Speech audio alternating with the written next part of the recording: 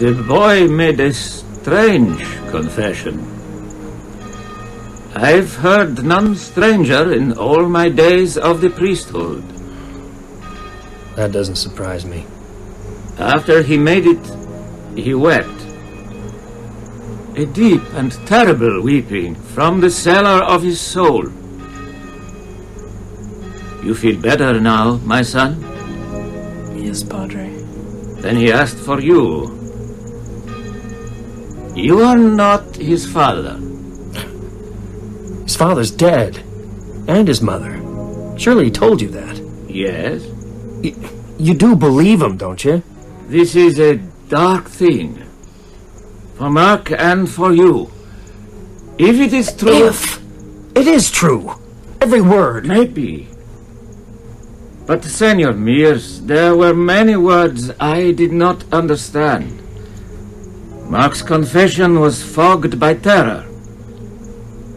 Since you left, have you had news of this new Jerusalem?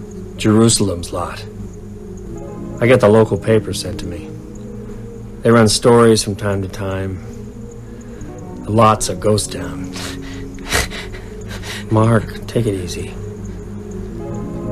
There are rumors of devil worship, mass murder, UFOs, you name it. But you know what really happened? Yes. Father, I told you what happened. I know, my son. But it was hard to hear, even harder to believe.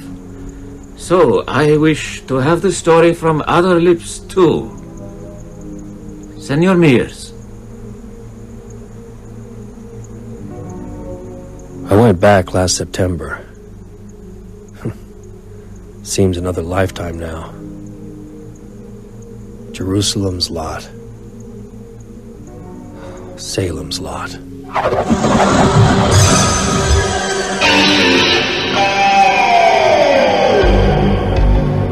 Stephen King's Salem's Lot. Dramatized in 7 episodes by Gregory Evans.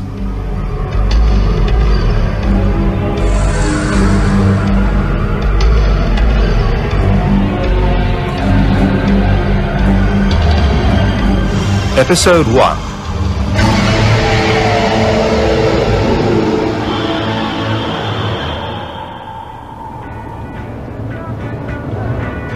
I remember seeing the sign on the turnpike. Route 12, Jerusalem's lot. For a moment, I thought of driving by, but I guess I had nowhere else to go. So I turned off. After a few miles, Route 12 became Jointer Avenue. I took a detour along the Burns Road where I'd lived as a kid, past the iron gates of Harmony Hill Cemetery, then up the hill towards the Marston house. When I first saw it again, looking down over the town, I shivered. Even so, I couldn't resist it. I just had to take a look.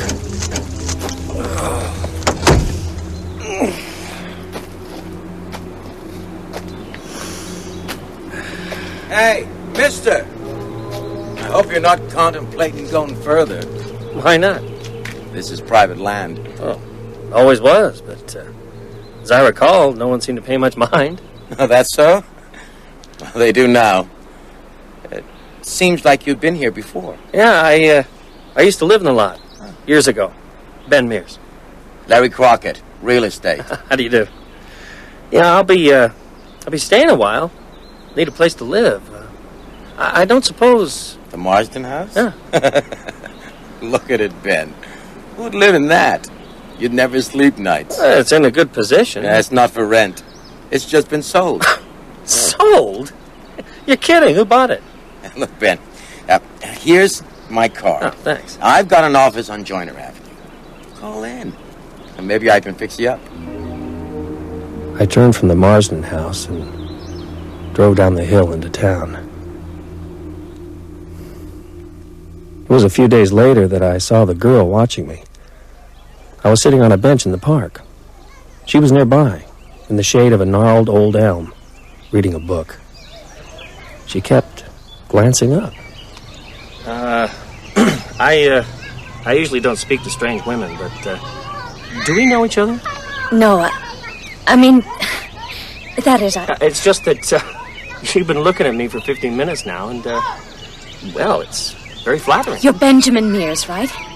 Right, how'd you know? I'm reading this. There's your picture on the jacket. I couldn't believe it, but now I do. Would you autograph it for me? Oh, yeah, sure.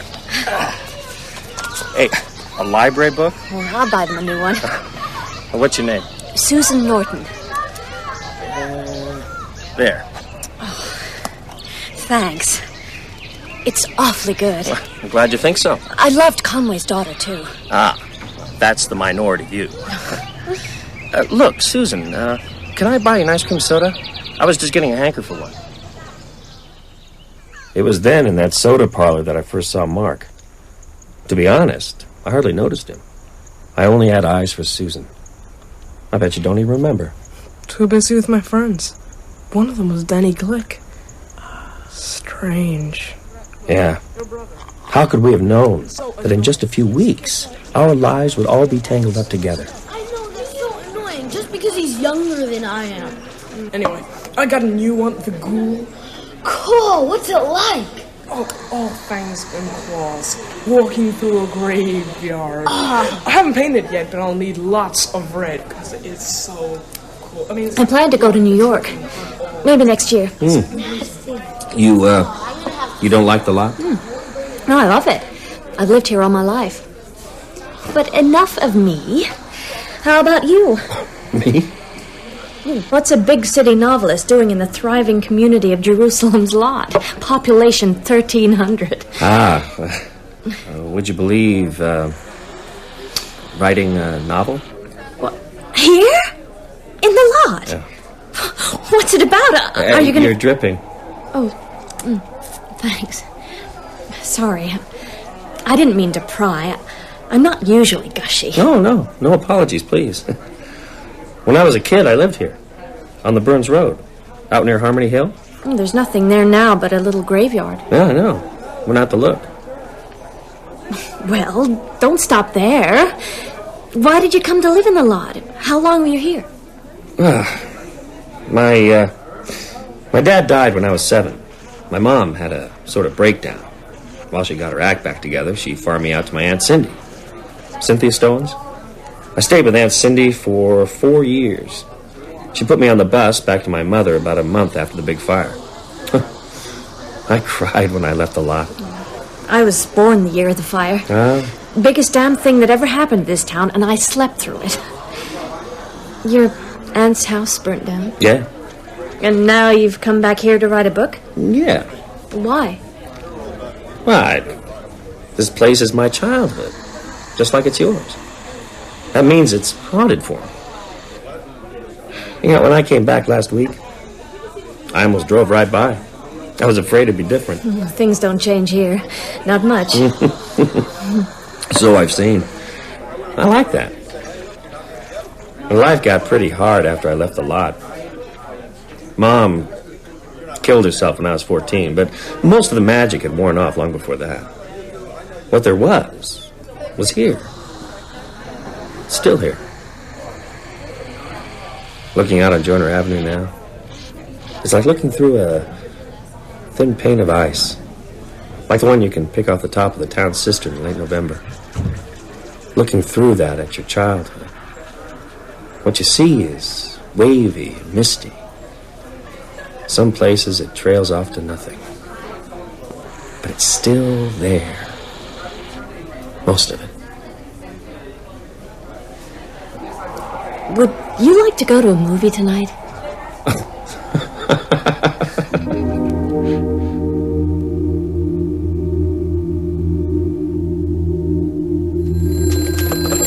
Larry Crockett, real estate. Straker. Wait, I'm not alone. Now get yourself a cup of coffee. I just come in. Move your cute little butt out of here now. Oh, and get me one while you're at it. Mr. Straker, glad to hear from you at last. No, you're not, Mr. Crockett. Not glad, not surprised either. You got my letter? Came last week. You've done what I asked. Sure, everything just like you said, Mr. Straker. Had the poster made up. Very classy. Opening in 1 week, Barlow and Straker Antiques. Browsers welcome. You will put it up tomorrow in the window of the shop. Consider it done. As for the Marston I put house, padlocks on all the doors. Got the keys right here. Unnecessary expense, you ask me. No one I goes didn't near ask Mr. Crockett. I will collect the keys this afternoon. So you're moving in at last. Folks have been wondering... Mr. Crockett, let me remind you of what I said at our first meeting. You will not speak of our little deal, nor of myself and my partner, Mr. Barlow. You will do as I ask, and you will keep quiet. Mr. Straker, you're not from these parts. This isn't Boston or New York. Sure, I'll keep quiet. But folks will still talk. There's gossip already. The ignorant tattle of the townspeople is of no consequence. Mr. Crockett, do as I ask, and you will be a very rich man. But talk about it, and I will ruin you. Understood? Understood. But remember, I made a condition here, too. Whatever you're doing in that house, making bombs or moonshine or $20 bills, I don't want to know. Agreed? Agreed. See you later, Mr. Crockett. My mama warned me about deals with the devil.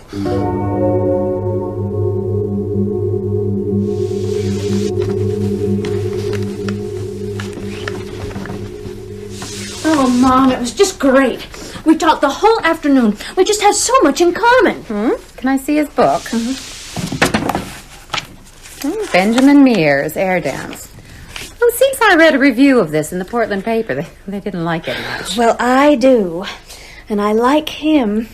Maybe Floyd would like him, too. You should introduce him. Mom! I just thought if you and Floyd Tibbetts are set to get married... What in God's name gave you that idea? I assumed... You assumed wrong. Susie. I'm going up to get ready. May I have the book back, please? I'd like to meet this Ben Mears. I'll ask him to dinner. Tomorrow? Okay. And where are you going tonight? Portland. The cinema. What shall I tell Floyd when he calls? I'm renting a third-floor cubbyhole at Eva Miller's place on Railroad Street. That'll please my mom. Eva's highly respectable. I tried to rent the Marston house. You're thinking of the wrong place. No? Out near Harmony Hill. I saw Larry Crockett. Told me it had just been sold. The Marston house sold? Yeah. Renting's crazy enough, but who'd buy the place? Yeah, wouldn't tell me. Deep, dark secret. That house was a wreck when I was a kid.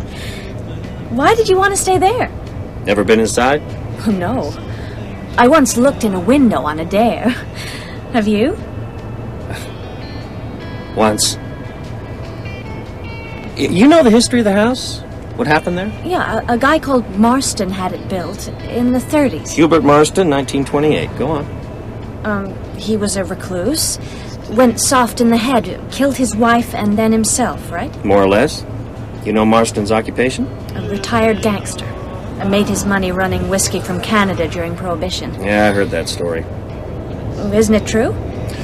Could be. Seems kind of innocent, though, from what I've heard of Hubie Marston.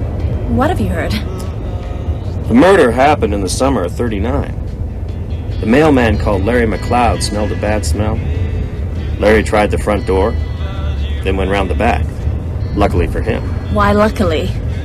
In the kitchen, Larry found Bertie Marston, Hubert's wife. Half her head was blown away. Oh, God. Been dead for days. Larry fetched Norris Varney, who was constable at the time, and they went in together. You've certainly done your homework. There was a fortune hidden in the house. Wow. I never heard that. When they went into the hall, they saw how lucky they'd been. The shotgun that killed Bertie was pointing straight at the front door. It had been lashed to a chair with a string from the trigger to the doorknob. Hubie was more than just soft. He was a fully fledged loon. They found him in the bedroom at the end of the upstairs hall, dangling from a rafter. How do you know all this? Well, like you said, I've done my homework. I read the papers of the time, spoke to a few people. Which people? The mailman, Larry McLeod, and Constable Varney's widow. This is for your book. You're writing about the Marston house, aren't you? No comment. Not yet, anyway. Well, if you won't tell me that, tell me about when you went into the house. Ben? Okay. If you really want to know, but I don't think I can talk about that and drive. Let's find a place to pull up.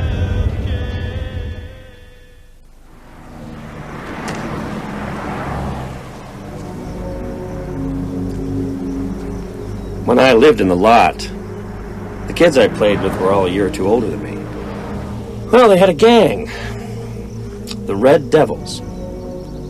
That summer, the summer I was 9, I wanted to be a Red Devil more than anything in the world. But there was a test. My test was to go into the Marston house and bring something out. You know, booty. I got in through a window. In a downstairs room, I found one of those snow globes. You know, there's a little house inside and you shake it, it snows. Yeah. I should have left then, but I had something to prove. So I went upstairs to the room where Hubie hanged himself. Oh, Ben. Light me a cigarette, will you? I'm trying to quit, but I need one for this.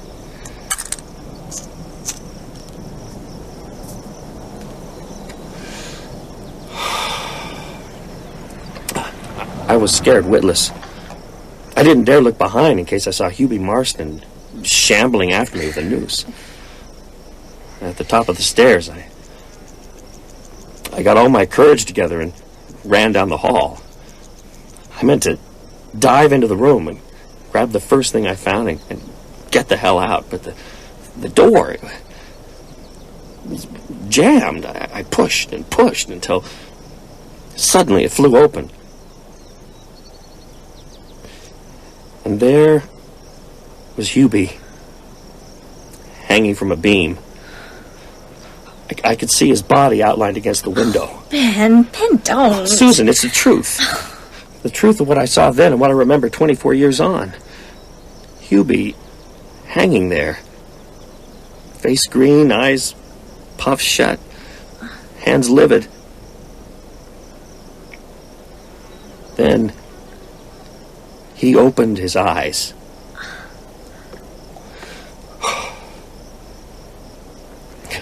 You could have heard my scream for 2 miles. I ran down the stairs, out the front door, straight down the road. When I finally stopped, I saw I had the snow globe in my hand. Still got it now.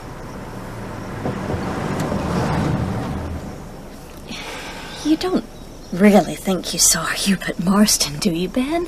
Well, I don't know. Probably I was so keyed up that I hallucinated, or maybe it's true that houses absorb the emotions that are spent in them, and they hold a kind of dry charge. And the right person, an imaginative boy, for instance, can release that charge. I don't mean ghosts.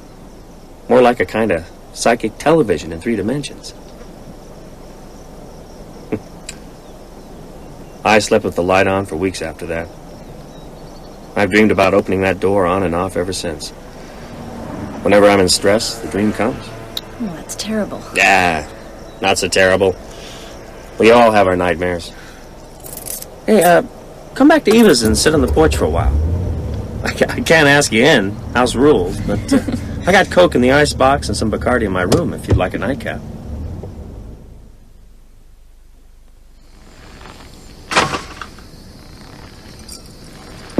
Here you go.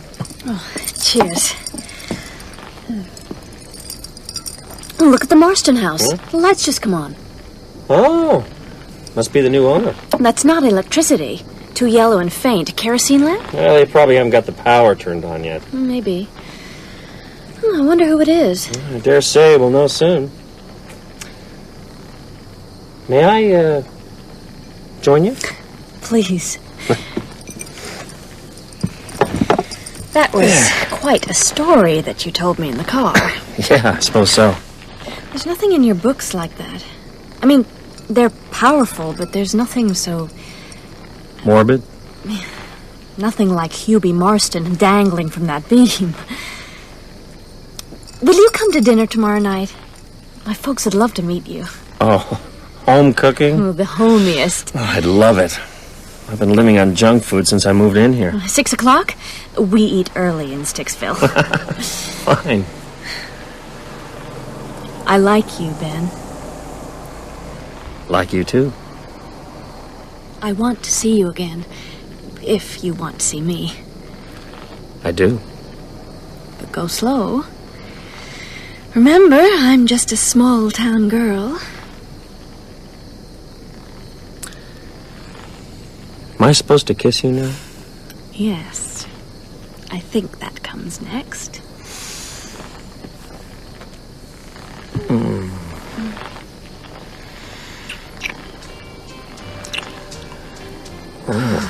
She wore blue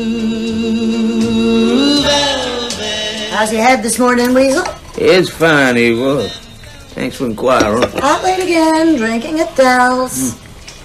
Now, Ben was out late, too. I don't pick on him.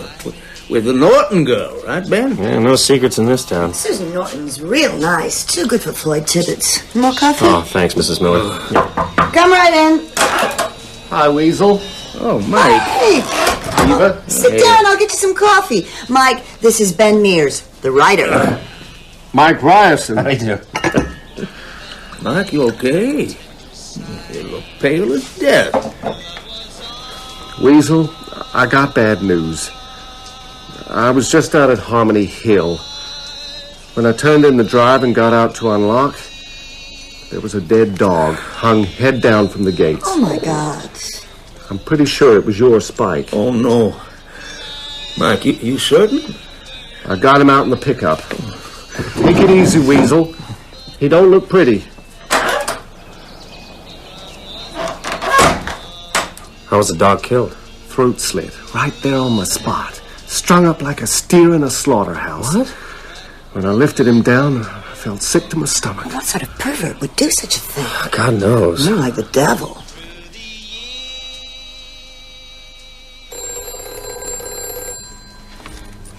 Yeah, Larry Crockett. I need a service. Straker, I was just thinking about you. Maybe I'm psychic. You will procure a truck. A big one. Have it at Portland Docks tomorrow night. Yeah. Custom House Wharf with 2 men. I got that. There are 12 boxes to be picked up. 11 are to go to the shop. The other contains a valuable sideboard, Hepplewhite. Your men will know it by its size. This box must be taken to the house. I got it. I want it in the cellar. Your men can enter through the outside cellar door. Mr. Straker, The this padlock on the door will be left unlocked. It is vital they lock it behind them, understood? Understood. Follow all directions exactly. Now, Straker, wait. Have a nice day. This is the first time we've seen a real live author up close. Don't worry, Mrs. Norton. I don't quote from my own works. Hi there. Bill Norton. Oh, hi. Oh, pleased to meet you. Ben Mears. I'm just fixing a barbecue. Oh, can I help? Why not? Come on out. Like a beer band? Oh, I'd love one. 2 or 3 even. Okay, you're my man. That's great. Do you hear about Weasel Craig's dog? Spike, has he run off again? He's always doing that. No, he was killed this morning. Hit with the car? No, sacrificed. What? I don't know about that, Mrs. Norton. Mike Ryerson went out to the cemetery early and found Spike hanging off the gate, ripped right open. I heard Parkins Gillespie was of the mind that the dog had run down and a bunch of kids strung him up for a joke. Parkins Gillespie is a fool. Maybe so. I'll get it. Only last week I read about devil worship in some little town in Florida. Kids broke into a church and held unholy rites. You've been reading those papers at the supermarket checkout. It was the Portland Herald. One dead dog doesn't prove Satanists have come to the lot, Mrs. Norton. So what's your explanation, Mr. Mears? Well, you're a writer. I'm sure you can come up with something. Who was it, dear? Talk of the devil. What? It was Parkins Gillespie. The Glick boys have gone missing. Danny and, What's the little one called? Ralphie. Yeah. Went to a friend's house after school. Should have been home 2 hours ago. It seems they took a shortcut through the woods. But there's a good pass, and the stream's almost dry. They're probably hid out somewhere smoking cigarettes. But the Glicks are worried. So Parkins is getting a few people together. I said I'd go. It's 20 years since I've been in those woods, but if I can help. Attaboy.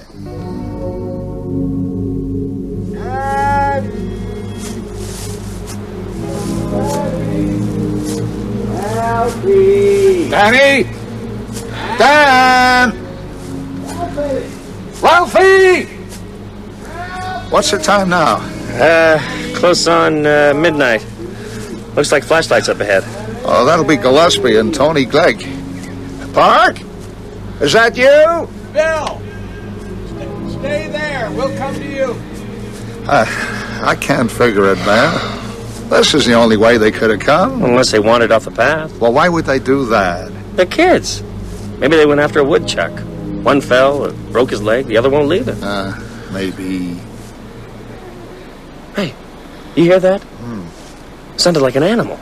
Well, that's the trouble. Wood's full of them. Any point in searching off here? Oh, not in the dark. Too many deadfalls. Well, Ben, take care. You'll break a leg. Found anything, Bill?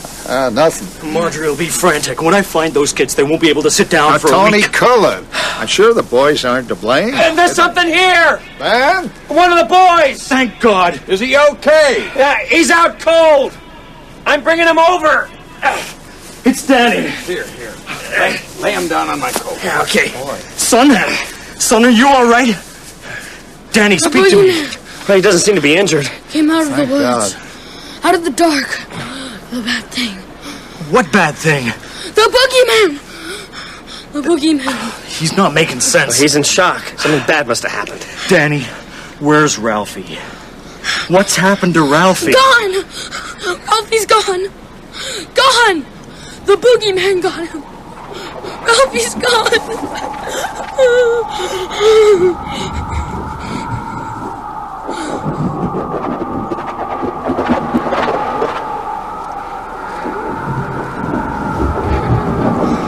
O my Father, favor me now. Lord of flies, favor me now. I come to make sacrifice for your favor. I bring you reeking flesh and spoiled meat.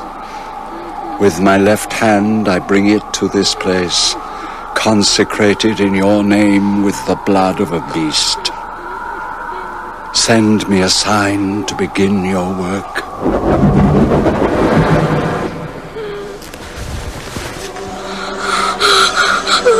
I bring you this.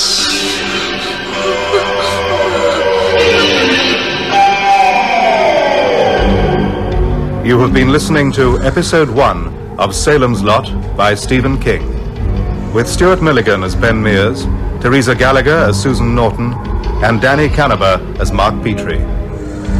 John Moffat played Straker, Matt Zimmerman, Larry Crockett, Shelley Thompson, Ann Norton, Harry Taub, Bill Norton, Don Fellows, Parkins Gillespie, Peter Yap, Father Grathon, Ronald Fernie, Mike Ryerson, Peter Whitman, Weasel Craig, Francis Jeter, Eva Miller, David Jarvis, Tony Glick, and David Freed, Danny Glick. Salem's Lot is dramatized in 7 episodes by Gregory Evans, with music composed by Elizabeth Parker of the BBC Radiophonic Workshop. The director is Adrian B.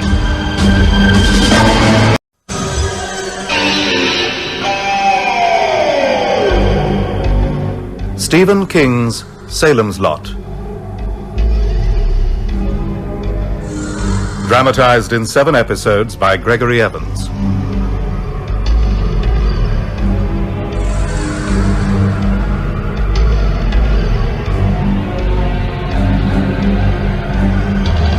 Episode 2.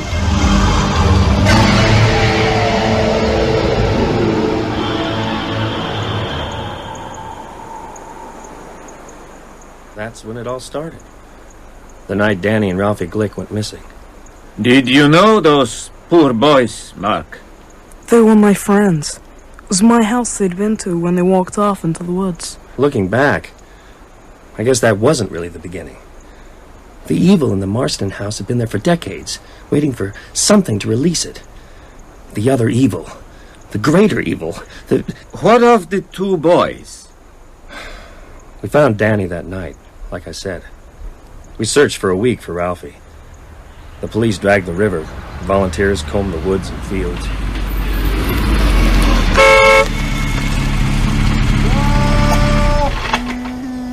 Ben! Susan! What are you doing here? Looking for you. Ralphie! Dad wants you to come to dinner tomorrow night. Oh, thanks. I'd like that. Found anything? Oh, not a trace. Do you think he's dead? Yeah. I think Ralphie Glick is dead. No proof yet, but I think so. I hope you're wrong. Mom's been sitting with Mrs. Glick. Poor woman's out of her mind. So's her husband. The other boy wanders around like a ghost. He's anemic, apparently, and they can't understand why. There are no wounds or cuts to be seen anywhere on his body. Nothing at all. And as all this was happening, other things were going on? Yes, Father. Bad things. Though I didn't know it then. Despite the business with the Glick boys, those first few weeks were happy. I was glad to be back in the lot, my book was going well, and there was Susan. Ironic, because it must have been about this time that Barlow slipped into the country, most likely with the help of Larry Crockett, maybe in a consignment of stuff for Barlow and Stricker's little antique shop in town.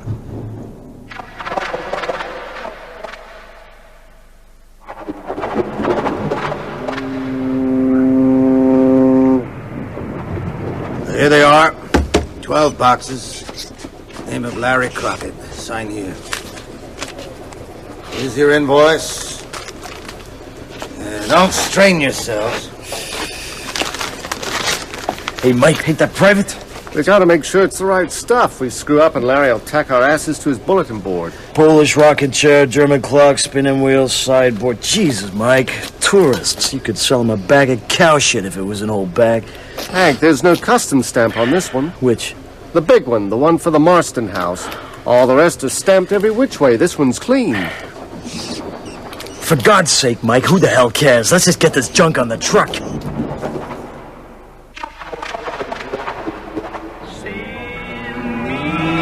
The pillow that you bite on. Cheer up, Hank. Job's half done. Yeah, the easy half. Jeez, Mike, that old shop was spooky enough. But the Marston house? What's wrong? Scared old Hubie'll get you? Yeah, you joke. You don't exactly look thrilled yourself. See any lights behind them shutters? Nope. Place is darker than the grave. Come on, let's get that sucker out of here and down that cellar.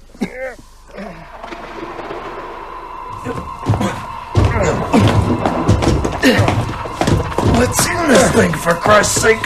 It's not the weight. It's this place. Takes the heart out of you. I was never this scared of Nam. Mike, watch out!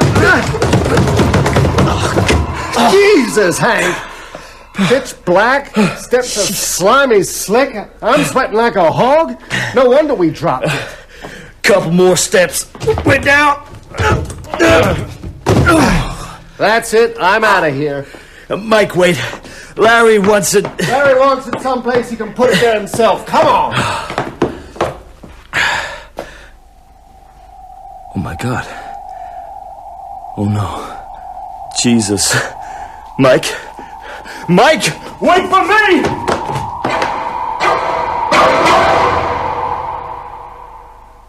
Hank, you look like someone's just giving your nuts a tweak. Here, have a shot of this. Thanks, Larry. Where's Mike? Dell's getting drunk. I didn't tell him. But I gotta tell you, Larry. I can't help it. I just gotta. Sure, Hank. Tell me everything. I seen something. Down in the cellar of that house. Yeah? A shirt. Maybe some jeans. And a trainer. I saw a trainer, Larry. So? The Glick boy was wearing jeans. Read it in the ledger. Jeans, shirt, and trainers. Larry, what if the guys that bought the house and that store, what if they done for the Glick kid? See a body down there, too? No, Larry, Because if you did, it'd be a matter for the police. And I'd drive you right down to see Parkins this minute. But, Hank, something like this, a lot of nastiness can come up. Like that waitress Adele's you've been seeing. Jackie, ain't it? I didn't see a body. Maybe you didn't see any clothes either. Maybe it was just, rags. An old shirt tore up for cleaning. Sure. You got a good way of looking at things, Larry. No, that bonus I promised you. You didn't say nothing about 50, wasn't it? You go to Dell's. Hey, hide a mic for me, will you? Thank you for a good night's work. Yeah, okay, sure. See ya. Yeah, I'll see ya. Yeah? Mr. Crockett? Mr. Straker. Thought it might be you. Everything's taken care of.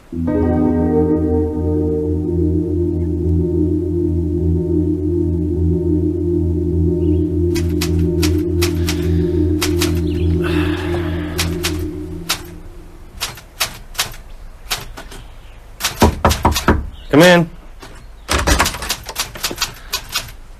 Morning, Mr. Mears. Eva told me to come up. Constable Gillespie. It's a surprise? Well, my wife just read your book, Air Dance. Oh? She's kind of shy. She thought maybe you might sign it. My pleasure, Constable. Let's see. There you go. Though the way Weasel Craig tells it, your wife's been dead for 15 years. Weasel say that? Uh-huh. You're here to brace me. I'll ask a question or two, yeah. Like, where were you the night that Ralphie Glick went missing? From 9:30 on, I was searching the woods with you. I was thinking of a little earlier, Mr. Mears, say, between 6 and 7. Am I a suspect? I ain't got no suspects. Thing like this, I'm out of my league. Catching drunk drivers out by Dell's is more my line. So, where were you? Well, suppose I don't want to tell you. I might think you had something to hide. Now, you know the older boy's dead, don't you? Danny Glick? No. No, I hadn't heard that. When? Early this morning. The doc out at Central Maine General said the kid was looking better, too. Got some color back in his cheeks. There's no accounting for it, is there? I've got nothing to hide. I'm just tired of being the stranger in town. Pointed out in the street, nudged over in the library. Now you want to know if I got Ralphie Glick's scalp in my closet. Look, the night the kids went missing, I was having dinner with Susan Norton and her folks. At the Nortons all evening, were you? From about 7 until they got the call from the Glicks. And before 7? I left here around 6. Walked to the Nortons by way of Schoolyard Hill. Well, that's a bit of a detour. It was a fine evening. I felt like a stroll. Anyone see you? Well, not as far as I know. Well, that don't clear you as well as I'd like. What are you writing about here? Hey, none of your damn business. You keep your hands and your eyes off it, unless you got a warrant. You're kind of touchy, aren't you, for a man who writes books to be read? When it's in print, I'll see you get 4 signed copies. Till then, it comes under the heading of private papers. Fair enough. For the record, I don't think he ever saw the Glick boy, but it's my job to ask. Yeah, understood. Mr. Mears, in a pissant little burg like Salem's Lot, you're the stranger in town till you've been here 20 years. I won't keep you from your work. I gotta make another call.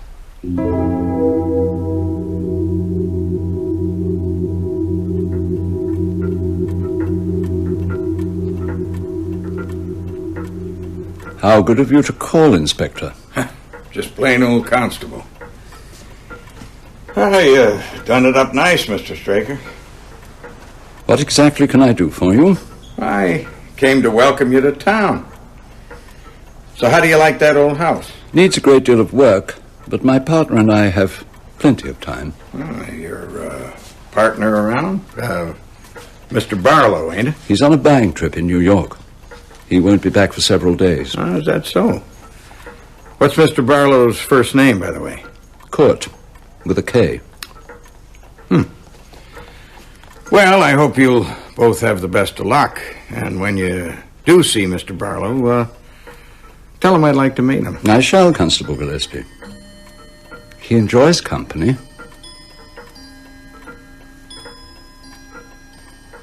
Mom said Parkins Gillespie was checking up on you today. This is a small town. Yeah, Mom had you practically tried and convicted. She doesn't like me much, does she? No. I'm sorry. It's okay. I got your dad on my side. He knows class when he sees it. Ben?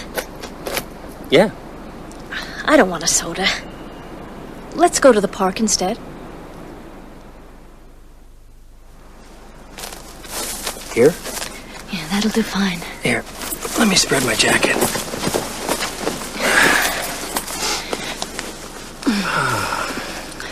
So, what's this new book about? Oh, single-minded sort of girl, aren't you? A subject changer.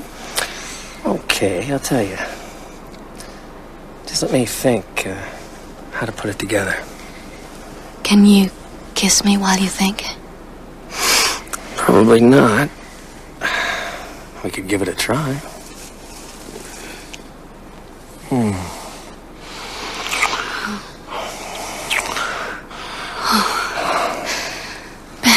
Yeah. Make love to me. Do you want to? Yeah. Yeah, I want that. Here. On the grass.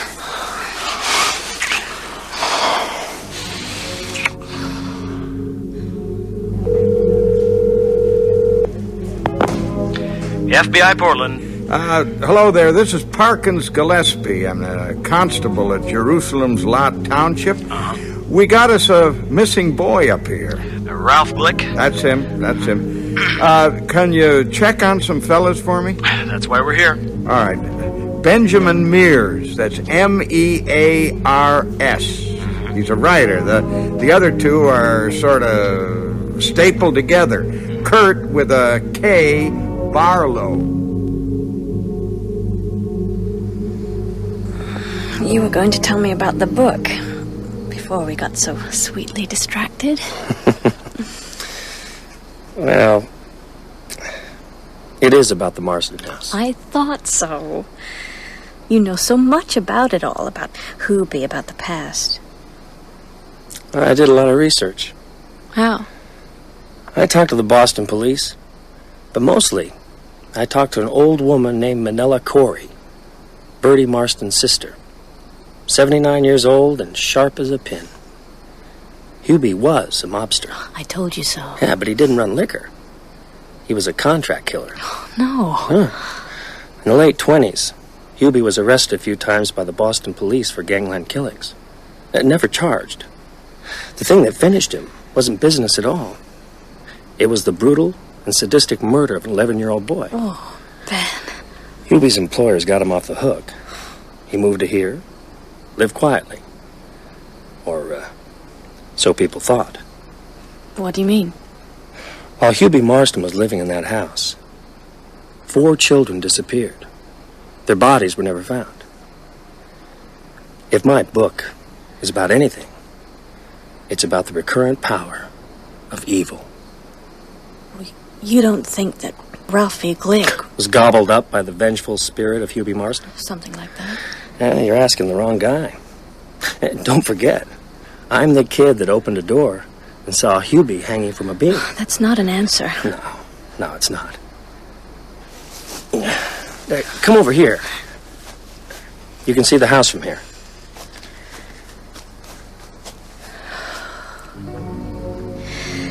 There's something about it. Chilling. I believe that the evil man-do lives on. I think that house has been sitting up there all those years, holding the essence of Hubert Marston's evil in its old, moldering bones. I thought I'd come back here, maybe rent the house and, I don't know, confront my own terrors, I suppose, or tap into its atmosphere and write a book scary enough to make me $1 million. whatever. I felt I'd be in control of the situation. But now... Now what? Now the Marston house is occupied. A child has disappeared, and I don't know what to make of it. Maybe it's got nothing to do with that house, but I don't believe it. What then? Ghosts? Spirits? Not necessarily. Maybe just some harmless guy who admired the house when he was a kid, bought it, and became possessed. Do you know something about... The new tenant? No, I'm just guessing. But if it is the house, I'd rather it was possession than something else. What? Perhaps it's attracted another evil man.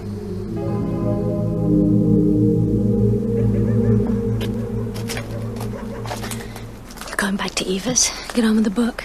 Nah, I feel too restless. Maybe I'll drive out to that bar. What's it called? Dell's? Yeah, Dell's. Good night, Susan. Is that it? Better be it. Your mother's watching us from the window. Ben. Yeah. I love you.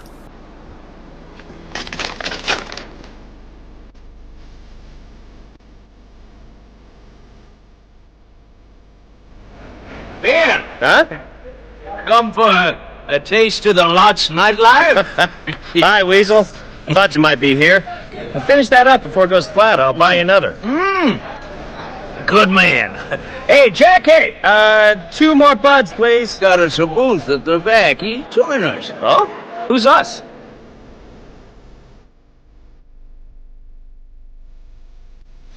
Matt Burke. Glad to meet you, Mr. Mears. Ben, please. Ben writes books. I know. I've read one of them. Oh? Which one? Air Dance. I hope you liked it. I did. Better than the critics, apparently. Ooh, ouch. Matt teaches high school English. Oh? And you and him should have a lot to talk about. Now, if you'll excuse me, I gotta take a leak. There goes the wreck of a fine man. Yeah, I like Weasel. What happened to him? No mystery there. The bottle got him. I understand you're writing a book about the Marston house. Good God, who told you that? How does that old Marvin Gaye song go? I've only told one person. I certainly didn't hear it from her.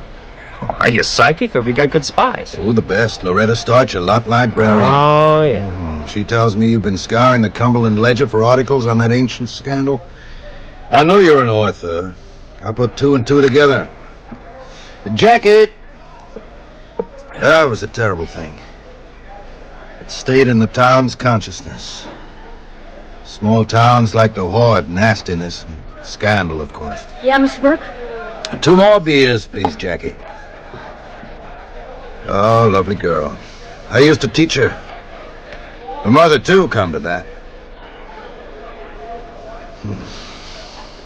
What was I saying? The Marston house. Oh, yes. Hubie Marston's crime has left a particularly deep scar on Salem's lot. I sometimes wonder if it's all to do with the geography. Well, I know what you mean.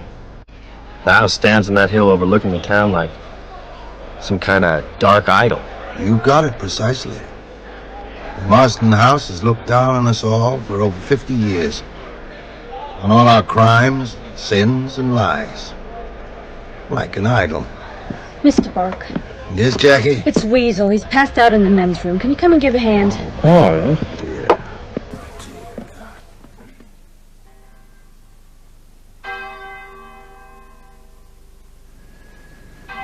A few days later, on the first real day of fall, Danny Glick was buried in the Harmony Hill Cemetery.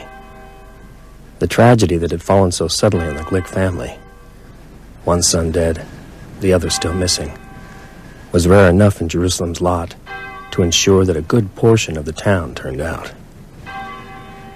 Lord God, through your mercy, those who have lived in faith find eternal peace. Bless this grave and They all send your look angels to shell-shocked. watch over it. After that service, I'm not As we surprised. bury the body of Daniel Why Blake, did they do that? welcome him What? into your The presence. open coffin is morbid. And with your saints, let Poor him kid looked rejoice asleep, in you forever. like he was going to open his We eyes ask any you in the minute. name of Christ our Lord. Amen. Who's the Faith in priest? Jesus Christ, we bring Father the body of Callahan, this child to be buried from in St. this Andrews. room. He's good. They say he likes the bottle. Let us pray to God, who gives life to all things. We pray for our brother Daniel to our Lord Jesus, who told us, I am the resurrection and the life. The man who believes in me shall live, even though he dies. No! And every little No, you ain't gonna throw dirt on my boy! will never suffer eternal death. Daddy! Daddy, that'll Lord, do you now! wept to the death of Lazarus, your friend. Daddy, goddammit, stop this messing around! We ask this in faith. Lord, hear our prayer. You raise the dead to life. Give our brother Daniel eternal life. We ask this in faith. Danny, you stop it now! You got your mama's skirt! Was washed clean Let and me back go! to- Let me go! Give him I want my boy! all Danny, your- come out of there! He was nourished with your body and blood. He ain't dead! He ain't dead! He can't be! He's only 12 years old! In faith. Danny! Lord, hear our prayer. Danny!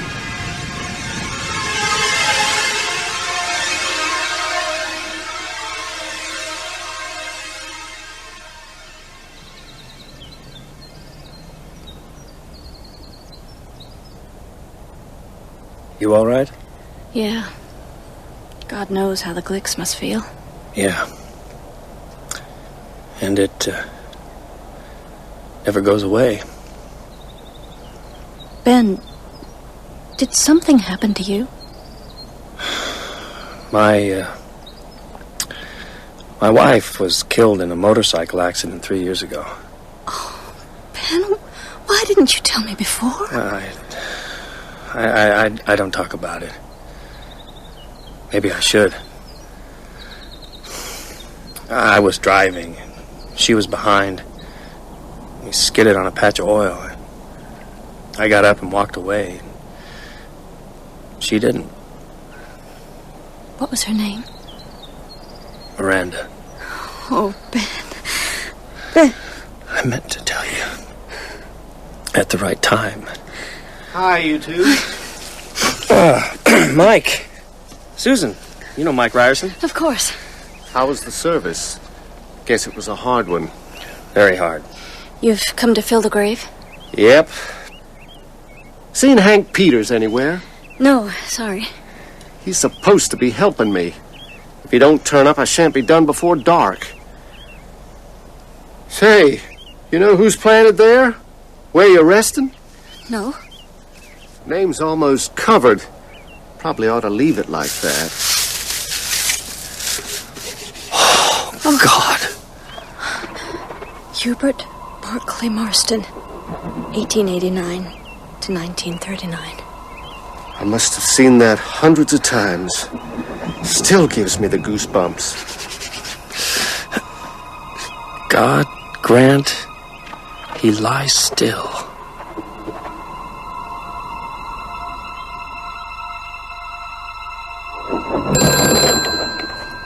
Constable Gillespie? Yeah. Agent Hanrahan. Hmm. I've got the information you requested. There's not much of a hook. Well, just give me what you got. Benjamin Mears, involved in a motorcycle smash in upstate New York, 1991. His wife was killed. No charges. His politics are leftish. You want details? No. What about the other two fellas? Kurt Barlow, British citizen, born in Germany, or further east, fled to England in the war, probably in his 70s. Dates are a little vague. Been in the import-export business in London for 30 years, most of that time with Straker.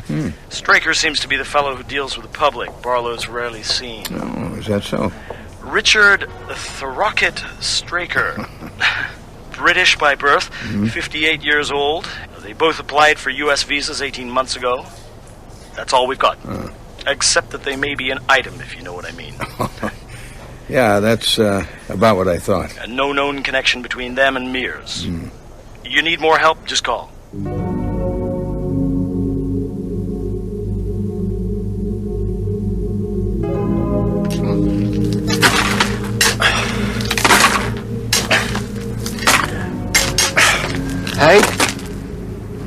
Hank, that you?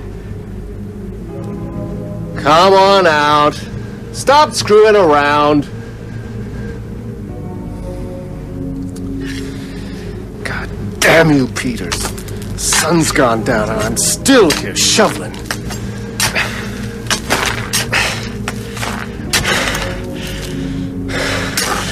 Look at it. Damn waste. Are you referring to the coffin? Jesus! What in hell are you doing, creeping up like that? Could have given me heart failure. Who are you, anyway? My name is Barlow. I am a recent resident of your lovely town. Guy bought the Marston house, right? You spoke of the waste. You meant this fine casket. Solid mahogany. And here I am, shoveling dirt onto it. Shame. Why not give the money to the March of Dimes or something? Do some good. Ah, good. Everyone wants to do good. Look here, at the casket. How the earth covers it, like a shroud. Jesus, thought I'd done more than that. Beneath the earth, the lid of the coffin. Beneath the lid, the poor child, Daniel, with his eyes open. What? Gazing up at you. Nah, that can't be. Can't you feel it? Feel his gaze? No. Look. No. There, the coffin. He wants you to open it. Wants you to release him. Hey, mister, you trying to hypnotize me? He wants to be free. Stop it! Stop it! Get down in the grave. Get down in the grave and free that poor child. Here, your shovel. Break it open.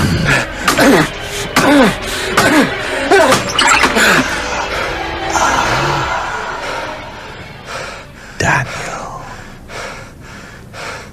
welcome.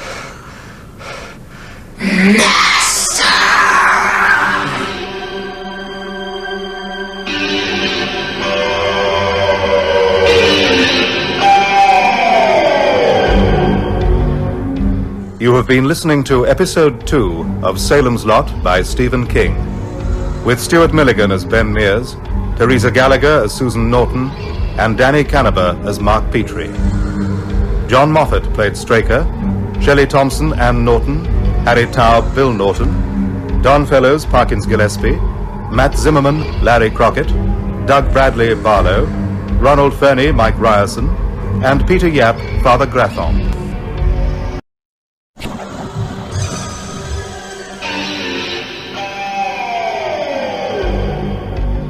Stephen King's Salem's Lot.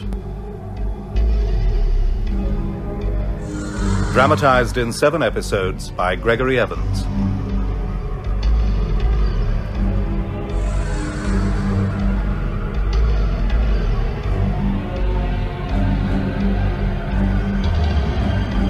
Episode 3.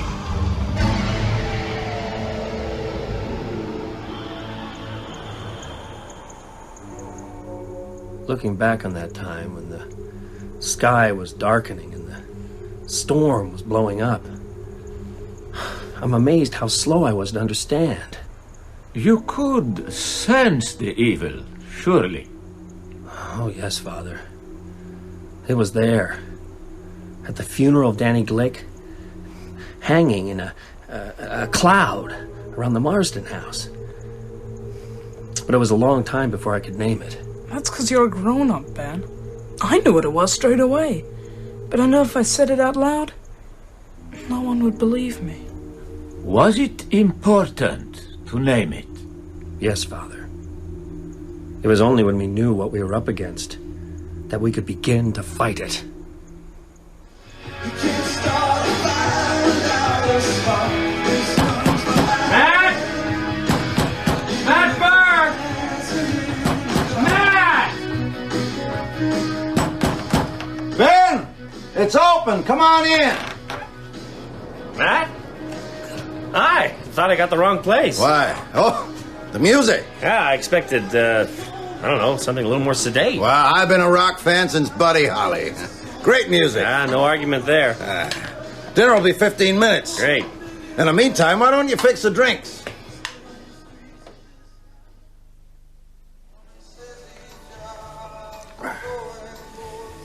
You get enough to eat? Oh. Is the bear a Catholic? More wine? Please. That window faces the wrong way, Ben. You can't see it from here. What? The Marston house. I bet you nickel that's what you were looking for. No bet. Tell me about your new novel. Is it connected with the house? Yeah. It centers on a series of sex murders. Mm-hmm. I was writing the first of them when Ralphie Glick disappeared. Gave me a nasty turn. Oh, this is based on the disappearances that happened in the 30s? You know about that? Oh, yes. Most of the older residents do. Some have already made the connection. What connection? Ben, come on. When the Marston house was last occupied, 4 kids went missing in 10 years. Now it's occupied again, after 40 years. And Ralphie Glick disappears right off the bat. Coincidence? What? What else? You're the writer, you tell me. Maybe Ralphie will turn up. Maybe. What if the 2 men have bought the house? Straker, what do you know about him? Oh, nothing. Which may be a good thing. I got a book on the boil that's bound up with a certain idea of the Marston house and the people in it. It turns out Straker's a perfectly ordinary businessman. It might knock me off kilter. He doesn't sound ordinary. He opened his antique store today. You know about it? Yeah, I've seen the posters. I'm told he's a dandy dresser. Extremely charming and totally bald. Sounds like a lost uncle of the Addams family. What about his partner, Barlow? He's on a buying trip, supposedly. Why supposedly? Oh, I don't know. It's probably all on the level, but that house makes me nervous. It's almost as if they sought it out. Or it called them. Somebody moves in, and another child goes missing. And then there's the death of Ralphie's brother. Very odd. Odd? Danny Glick's death is tragic, but... My doctor's a young fella named Jimmy Cody. He was consulted about Danny's case. The kid died of pernicious anemia. They were giving him B12. He was getting better. Then, boom, he dropped down dead. Don't let the lot gossips get hold of that. They'll have pygmies with poison blowguns in the park. I haven't told anyone about this, and I don't intend to. You should keep quiet about it, too. And about your book. I've already been given that advice. By Susan Norton, no doubt? Yeah. Oh, speaking of Susan, I better get going. I'm seeing her later. Yeah, well, I'll come with you. I think I'll drive over to Dell's, have a couple of beers. Helps my insomnia.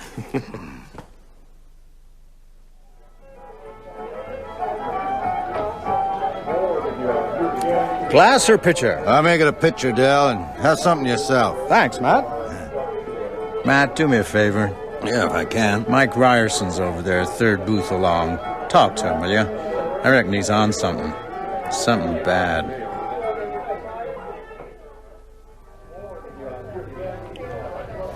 I don't touch hard drugs, Mr. Burke. Just grass. And I ain't had any of that for months. I'm sick. Is that the truth, Mike? I've been sick since I fell asleep out on Harmony Hill Sunday night. After Danny Glick's funeral? Yeah. I went to fill the grave, and after that, everything... Can't remember.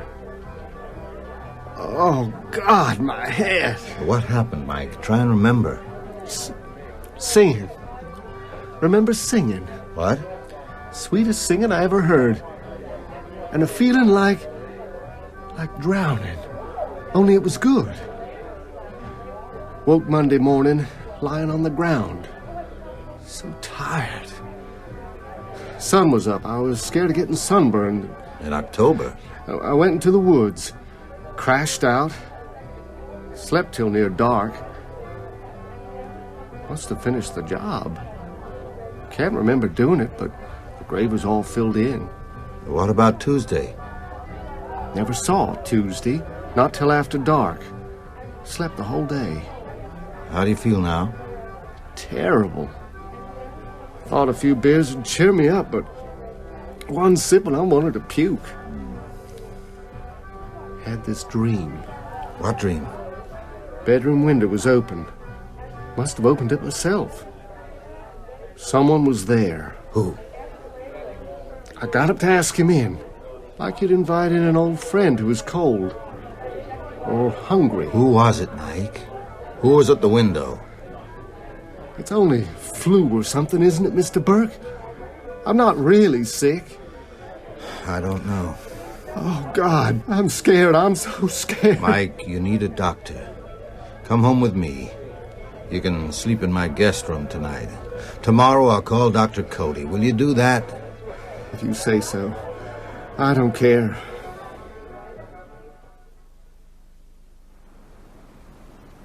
I got you some pajamas. It's okay, Mr. Burke. I always sleep in my skivvies. My God. You look like you haven't eaten for months. Mike, turn your head. Where did you get those marks? What marks? On your neck. Scratches. No. They're more like... Look in the mirror. Never seen them before. They don't hurt none. What you doing, Mr. Burke? Closing the window. I like a bit of air. Oh, it must be shut. Mike, if anything happens in the night, anything, call me, right? Right, Mr. Burke. Even if it's just a bad dream. I mean it. I'll be in the room next door.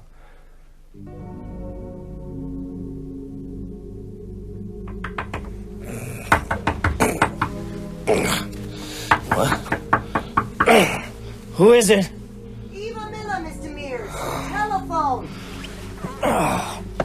Long distance? No, it's Matthew Burke. What time is it, Eva? Just after 4. You'd better come quick. Mr. Burke sounds very upset.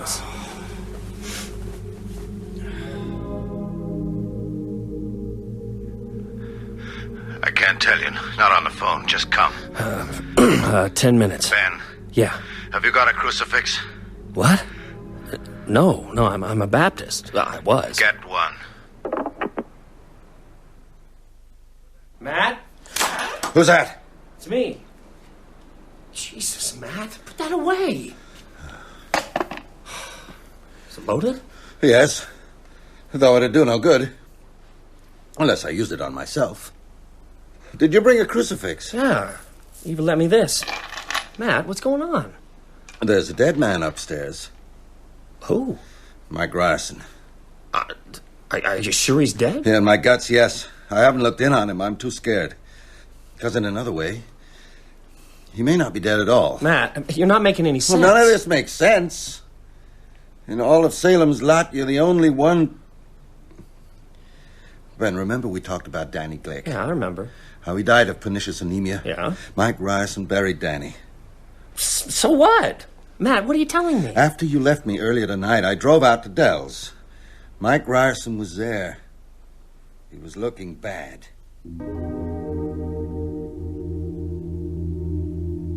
There was no sound from Mike's room. I assumed he'd fallen asleep, which was more than I could do.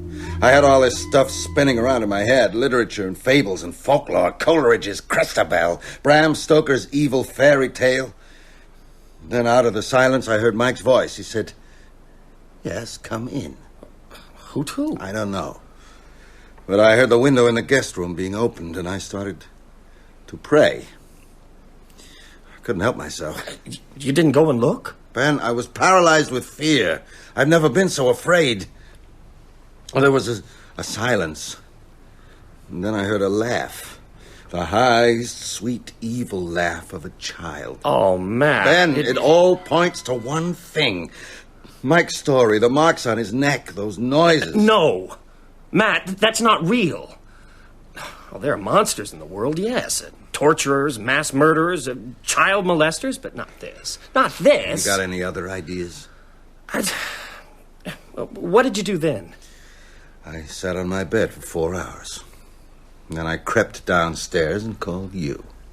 We better go up and take a look. Dawn's coming up. Yeah. It all seems like a terrible dream. Well, maybe it is. Maybe Mike's up there sleeping like a baby. Ben, could I wear this? Sure. Makes you feel better. It's odd. I'm not a believer, but it does. Hey, you think they'll let me wear it in the funny farm? You want the gun, too? Oh, no, I'd probably stick it in my belt and blow my balls off.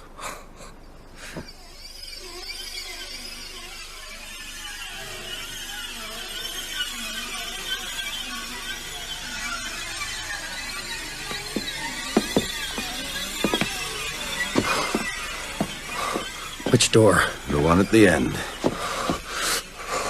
Ben, are you okay? Give me a second. That door, end of the landing, reminds me of something I once saw in the Marston house, or thought I saw.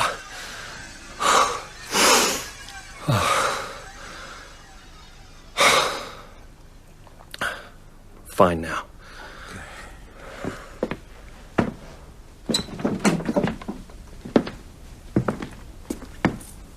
The window's open. Look, Matt. He's fine. Just asleep. It was closed and locked, I made sure. You said he was sick. Looks healthy enough now. Ben, he's not breathing. Of course he is. Mike? Mike, wake up. Well, he's just sound asleep. Sometimes if you're ill, you sleep for... No. There's no pulse. Well, there must be. He can't be dead. Mike? Mike, wake up. Wake up! He's dead, Ben. Oh, no. Look at his neck. I don't see anything. There's nothing to see. The marks have disappeared.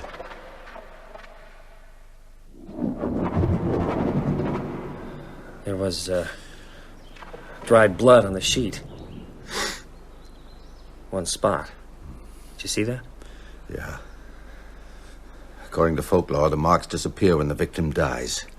When he I know, I've seen the movies. We must drive a stake through his heart. That's desecrating a corpse. You could end up in jail or a padded cell. You think I'm crazy? No. Do you believe me about the marks? Well, why would you lie? There's no gain.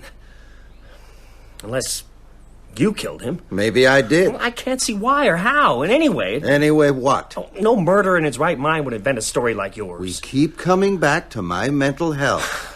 Matt... Are you sure Mike Ryerson wasn't sick with some virus and just happened to drop dead in your house? Ben, I told you what he said. I saw the marks on his neck. I heard him invite someone in. And then I heard that laugh. I've let out a whisper to this and people think you're insane. So there's nothing to be done? You have a theory about who or what killed Mike Ryerson. It can be proved or disproved. I don't believe you're mad. But I also don't believe in... vampires. There. You've said it. So, we must put your theory to the test. How? Call your doctor.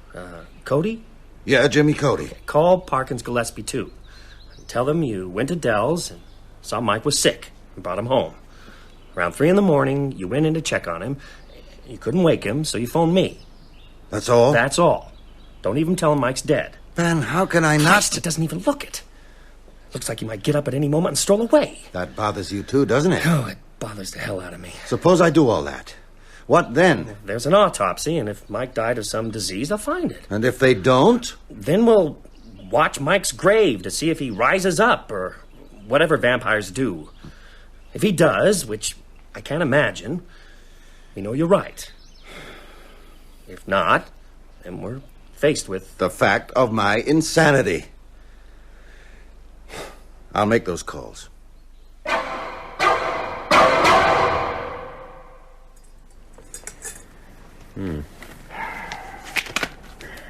You know, he sure don't look like a corpse. Doc, are you certain that he ain't in some kind of coma? He's stone dead, Constable. His condition reminded me of what you said about the Glick boy, Jimmy. Matt, that was a privileged communication. If Danny Glick's folks knew I'd mentioned that, they could sue me. Would they win? Probably not. Help me turn him over. Right. So what's all this about the Glick boy, Dr. Cody? Nothing. No connection. Any idea how he died? Not violently, that's for sure. There's not a mark on him. Doc, we'll leave you to finish up here, and Matt, maybe you'd tell me the whole story over a pot of coffee, okay? And Mr. Mears, I'd like to hear how you got into this, too. Then you and Jimmy Cody arrived. You know the rest.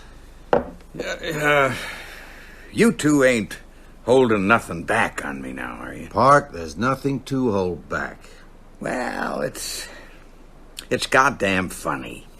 Weasel's dog, the Glick boy, is now Mike. That's a year's run for a pissant little burg like ours.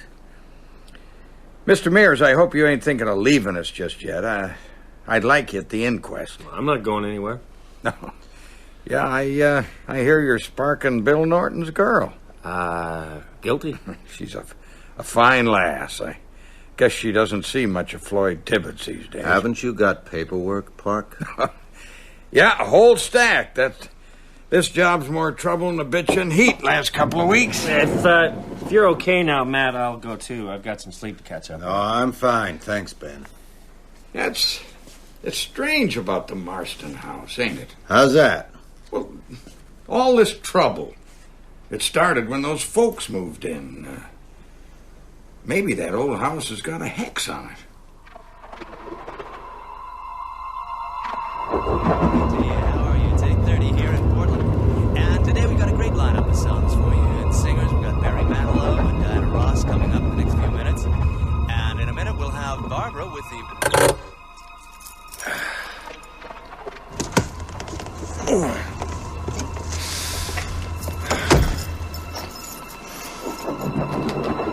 Ben Mears? Huh? Who are you? Son of a bitch, you stole my girl. Oh, Floyd. Floyd, wait! I'm gonna kill you.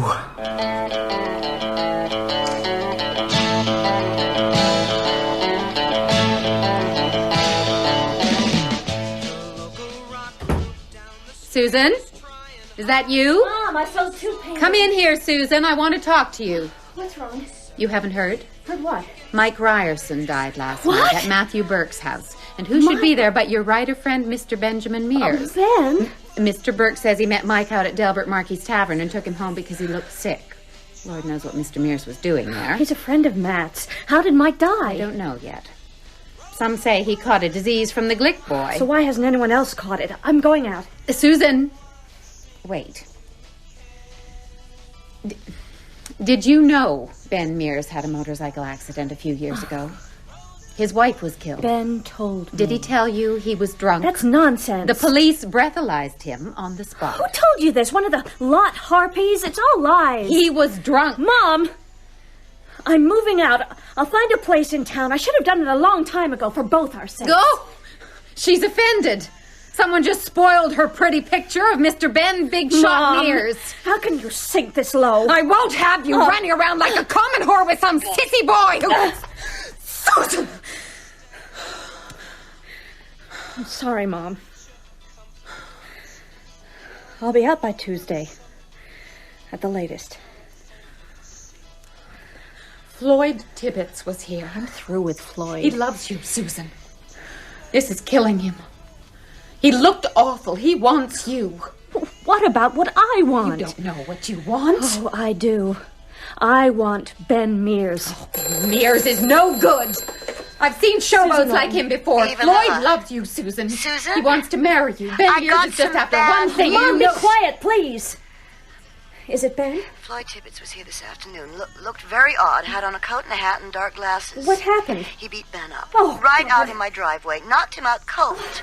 An ambulance came, took Mr. Mears to Cumberland Receiving. Thanks, Mrs. Miller. Susan, what is it? That nice boy, Floyd Tibbets. He's just put Ben in hospital. He's sedated. You can have just 1 minute.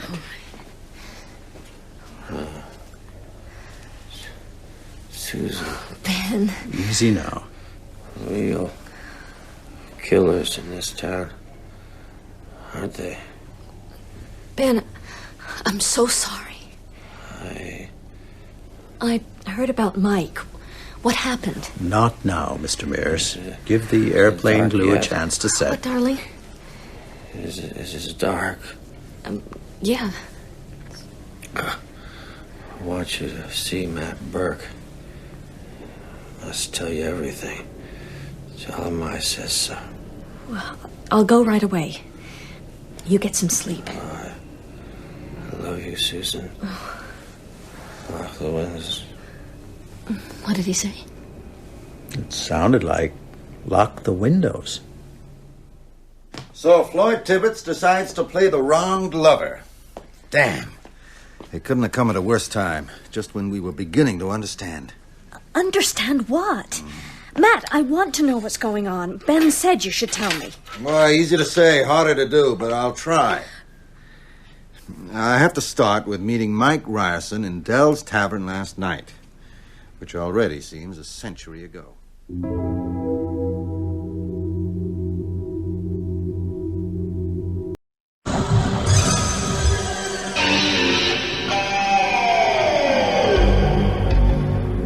Stephen King's Salem's Lot. Dramatized in 7 episodes by Gregory Evans.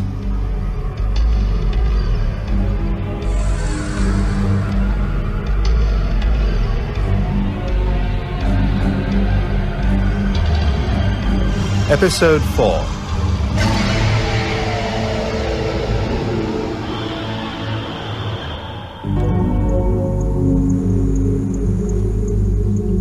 You can imagine the situation we were in, Father. By that time, we knew what we were up against. Vampires. Vampires.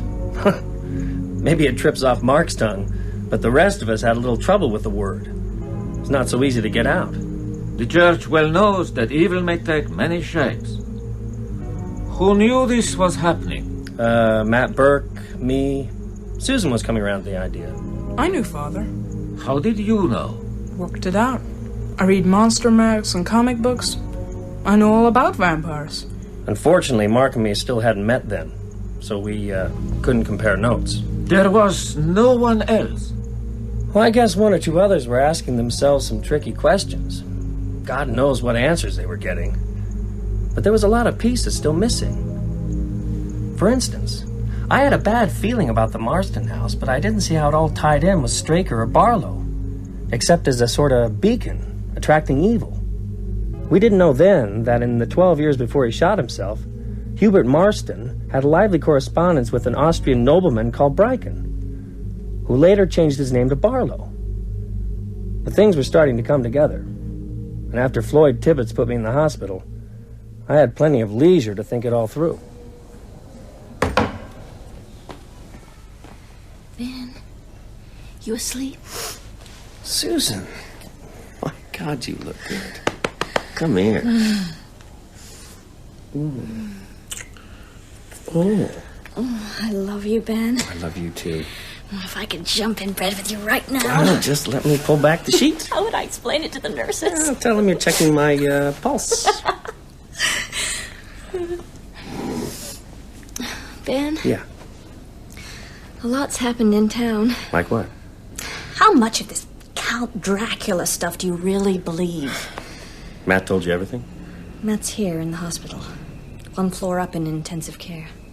What? Why? Heart attack. Oh, God, how serious? Dr. Cody says his condition is stable. I was there when it happened. Oh, tell me about it. First, answer my question. Well, about vampires? Yes.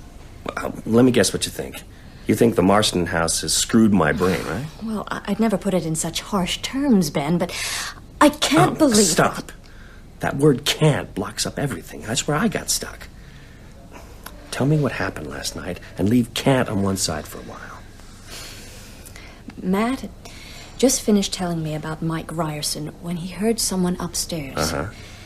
He was very scared, but he went up alone. I heard him call out, then... I can't. Oh, can't. Put it aside. Just tell me what happened. There was a thud, like something had fallen. I heard a voice. Whose voice? Well, it was odd. Distorted. It sounded like Mike Ryerson. It can't have been, of course. That word again. Ben, it can't. Mike's dead. Maybe it was a tape recording. Maybe... Oh, Susan. I don't know. Matt murdered Mike, cooked up the vampire story, and did a ventriloquist act while I was downstairs. What, then gave himself a heart attack to make it all more real? Right. Something really happened to Matt. Something that scared him almost to death. But not vampires. It's not rational. No, there's a lot going on in Salem's Lot that's not rational. Take your ex, for instance. I'm sorry, Ben. That's a side of Floyd I never saw. I can't understand it. Well, where's Floyd now? In jail. Parkins Gillespie's waiting to see if you want to press charges. Yeah. I don't want Floyd charged, but I do want to talk to him. About us? No, about why he came at me wearing an overcoat, a hat, dark glasses, and gloves. What? Yeah. Yeah, the sun was out. It was shining on him. I don't think Floyd liked that. Hey, Floyd, wake up. I got your dinner. Hey, come on, Floyd. I got your dinner. Move yourself. Floyd, time to wake up. Nolly! Nolly! What the hell you doing in there, Nolly? Are you calling the hogs? Floyd Tibbets won't move, Park. Don't seem to have shifted off his bunk for more than 20 hours. You think he's sick? If he is, beating the bars with that goddamn tray won't make him any better. Here, give me the keys. Careful, Park. Could be playing possum. Waiting to jump you. Oh, Nolly, you've been watching TV again. Floyd. Floyd, are you all right? He's dead, ain't he? Oh, right the first time, boy. Jesus, he don't look dead. Looks more like he's cutting a few Z's. Yeah. Well, it's just like Mike Ryerson.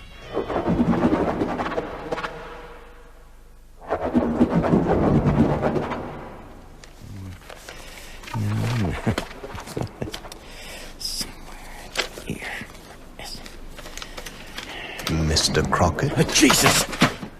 You keep your treasures very secure. Who are you? And how the hell did you get in here? Damn place is locked tight. Please, Mr. Crockett. Right. Step out of the shadows.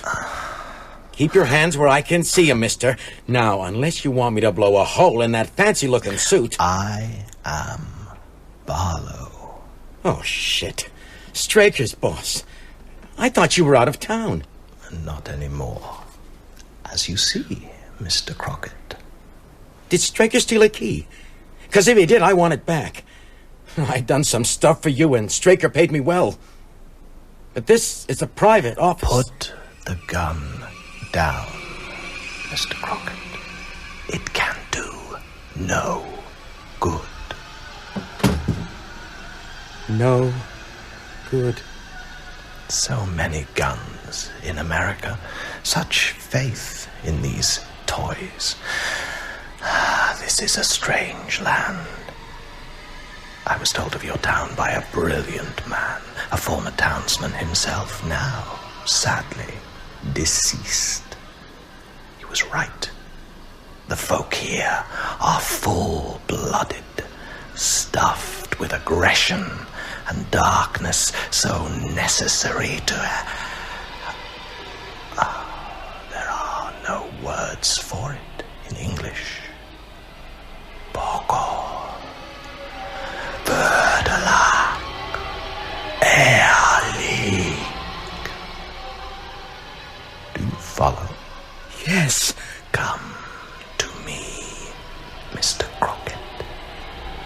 I want to thank helping me to settle into your so perfect town. My leisure? No. No. My pleasure.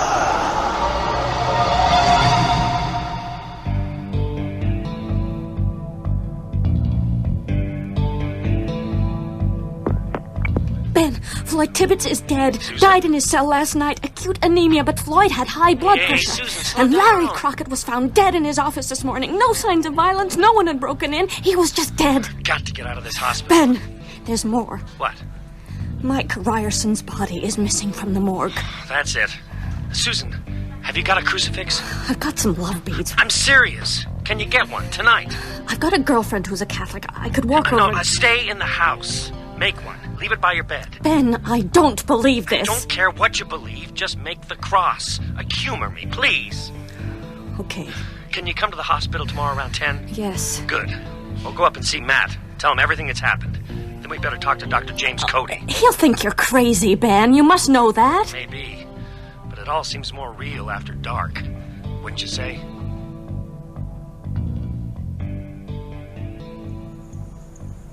The evil was spreading quickly.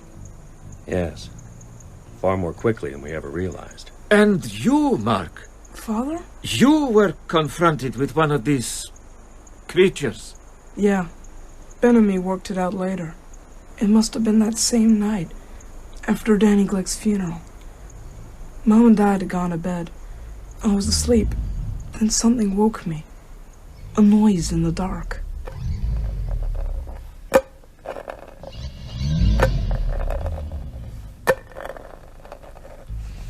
Who's there? Mark, it's me. Danny. My friend Danny, who I'd seen buried just a few days before. He was staring through the glass, his face pale, his eyes red, something dark smeared around his mouth. I understood right away, not only because of all the magazines and models and stuff, but because I was so frightened. Open the window, Mark. Let me come in. No! I come to play with you. I don't want to Just play. like I promised. Don't you remember? Go away! You're dead! You're dead! You were going to show me your models. Your monster models. Will you show me? Come to the window, Mark. It's not so bad. Look into my eyes. Not so bad. You won't be afraid anymore. Open the window, Mark. Say, come on in, Danny. Say it! No! Mark! You can't come in, can you? Not unless I invite you. Let me in. I command it. He commands it. In vain he thrusts his fists against the post Mark? and still insists he sees the ghosts. In vain Mark? he thrusts his fists against the post and still insists he sees Mark? the ghosts. In vain he thrusts his fists against Ask the me post inside, Mark. and still insists I'm he your friend. sees the ghosts. In vain He'll be he your thrusts friend. his fists against the post and still insists he sees the ghost. Mark? In vain he thrusts. Ask me inside. All right. You want to see my monsters? What about this one? The ghoul. Walking through a graveyard. Remember it? Come on in, Danny. Yes. Take a closer look. At the cross!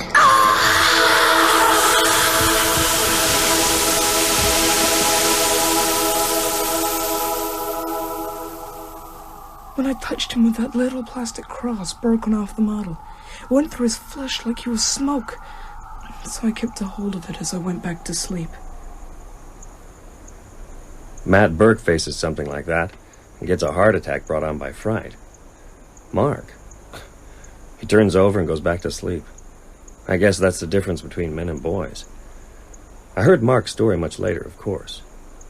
But the next morning, Susan and I were in a room at the Cumberland Hospital, listening to the account of a similar event. His chest was pale and thin. And when he saw the crucifix, I must stop saying he. That wasn't Mike Ryerson. It called out something and then went backwards out of the window like a diver off a board. I heard Susan call out from downstairs. That's right. My chest filled with pain. I keeled over, saw the crucifix in my hand, and felt glad I had it. Next thing I know, I woke in here, hooked up to all these nasty machines. So, what do you think of this hearsay? Well, ever since Susan told me her side of the story, I've been trying to find some rational explanation for it all. So far, I've failed. And you, Susan? Who used to write such well-organized essays? Well, Ben warned me off Kant yesterday, so let's just say I find it hard to believe that vampires are stalking Salem's Lot. Even so, I propose that we proceed on the premise that all of this is real, and abandon that premise if, and only if, it's conclusively disproved. You don't think it will be, do you? No. I know what I saw. So, Ben, what now? Well, I appoint you Researcher General. You've got the qualifications and you're off your feet. Oh, splendid. I'll get library books sent here by the truckload. Anything and everything on the subject. What will you be doing? Well, first, Dr. Cody. He examined Ryerson and Tibbets. Perhaps we can persuade him to exhume Danny Glick. Would he do that? Well, the Jimmy Cody I had in my class would. He was an imaginative, open-minded boy. But he's been through med school since then. All this is very roundabout. Why don't Ben and I just go up to the Marston house? And put our heads in the lion's mouth? I thought vampires slept during the day. Whatever Straker may be, he's no vampire. Unless the legends are completely wrong. Well, let's go and find No, out. Susan. No, absolutely not. Okay. When will you see Cody? In half an hour. He's due to give me a checkup before I'm discharged. I'll see him then. Susan? I've got to go home and do some packing. I'm moving out tomorrow. Ben, I'll call you this afternoon. Mm-hmm. Any dizziness and nausea? No, Dr. Cody, I feel fine. I'll decide that. Any double vision? Not since the last time I bought a gallon of Thunderbird. All right, I pronounce you cured by the wonders of modern science and by virtue of a hard head. Right, now what's on your mind? That's a tricky one. Is it about Floyd Tibbets and Larry Crockett? Well, I can only tell you what I told Parkins Gillespie. I'm damned if I know who'd do such a twisted thing. I'm not with you. Well, you don't know? Know what? That someone snatched their bodies from the Cumberland County morgue last night. Oh, God. Do you know anything about this? Yes, I think I do. Dr. Cody, I got some stuff you ought to hear. Vampires. Matt Burke, of all people. That makes it awfully hard to laugh off. Yes. And you want me to exhume the Glick kid? Will you do it? Catch. Huh? Aspirin. Ever use them? Of course. You know how they work? No. Neither do I. Neither does anyone. It's white magic. My med school profs would tear their hair out if they heard me say that. And they'd roll on the ground and have fits if they knew I was going to request an exhumation order for the Glick boy. You'll do it? What can it hurt? If he's dead, he's dead. And if he's not? I'll have damn good material for my lecture to next year's AMA convention. Right now, it'll speed things up if I can get the parents' permission. I'll tell them I'm going to look for signs of infectious encephalitis. I'll call them now, test the water. I hope they don't make a fuss. You realize Danny Glick is the only corpse we got a marker for. All the rest have vanished into thin air. Hello, Tony Glick. No, it's Constable Gillespie. Oh, hi, Park. Jimmy Cody here. Hi. I need to speak to Tony or Marjorie Glick. Well, Mrs. Glick collapsed and died early this morning, and Tony Glick's in Central Maine General. He's in shock. I see. Which is why I'm standing here in their hall answering their phone. Anything I can do for you, Doc? No, I don't think so. Except, could you tell me where they took Mrs. Glick's body?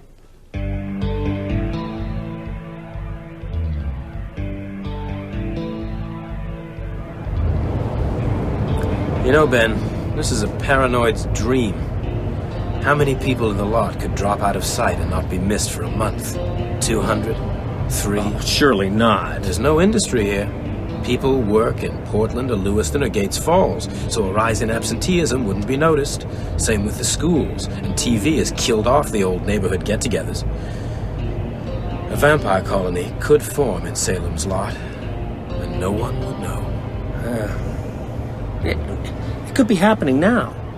People lying in closets, in cellars, waiting for dusk. And next day, bang. Less people on the street. Hey, let's take it easy, shall we? I mean, none of this is proven. If we were dealing with typhus, the town would be in quarantine by now. I doubt that. Don't forget, only one person has actually seen anything. Well, hardly the town drunk. True. We'll be at Maury's in 5 minutes. I better get my story straight.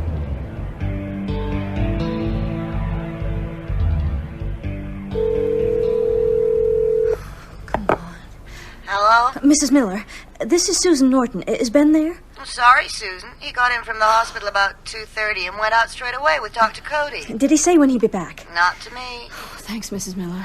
Can I give him a message? Tell him I'm trying the direct approach. Say I've gone to the house.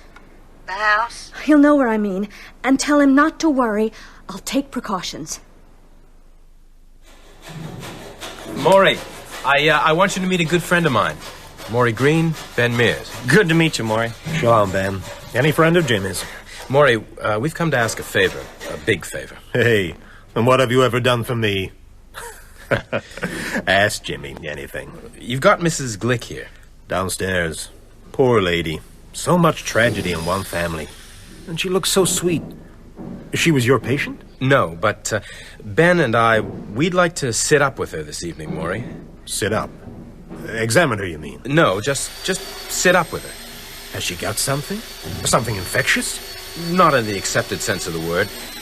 Is it okay? Sure. I thought you said a big favor. This may be bigger than you think. I'll make some coffee, then I'm up home. Here's the keys to the embalming suite.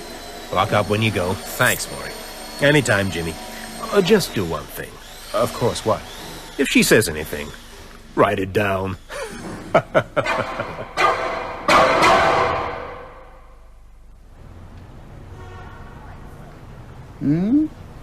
9 carats. Very popular design. Yeah, I wanted something a little more religious. Everybody's buying crucifixes suddenly. I'm sorry? This is the 3rd I've sold today. What's happening in the lot? A religious revival?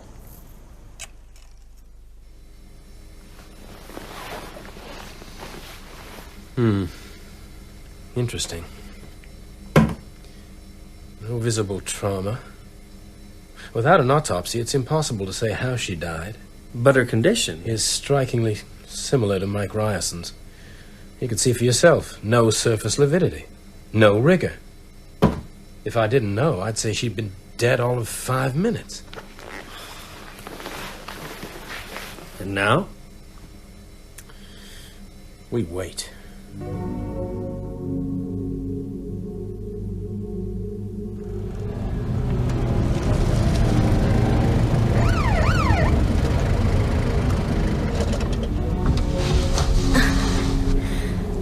You out for a drive, Miss Norton? Hi, Nolly. I'm afraid I've taken a wrong turn. Guess you must. This road don't lead nowhere but the Marson house. Is that where you've just been? Guess so. Oh, did you meet the mysterious Mr. Barlow? What's he like? Everyone's dying to know. Lord knows, there's no one there. So, Mr. Straker... No sign of her. You better drive to the end, Miss Norton. Then turn round, head back the way you came. See ya. Bye, Nolly.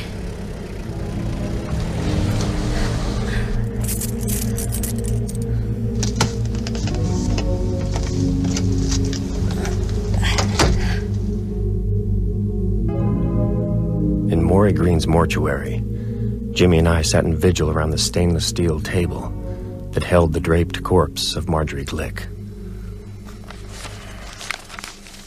According to the paper, Sun sets at 7:02.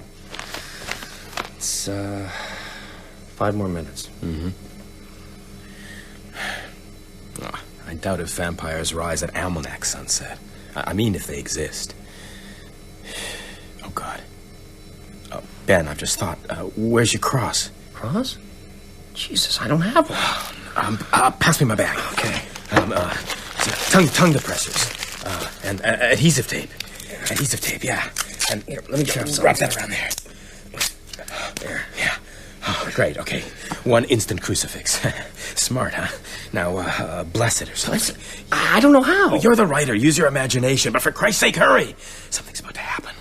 I can feel it. Can't you feel it? Yes.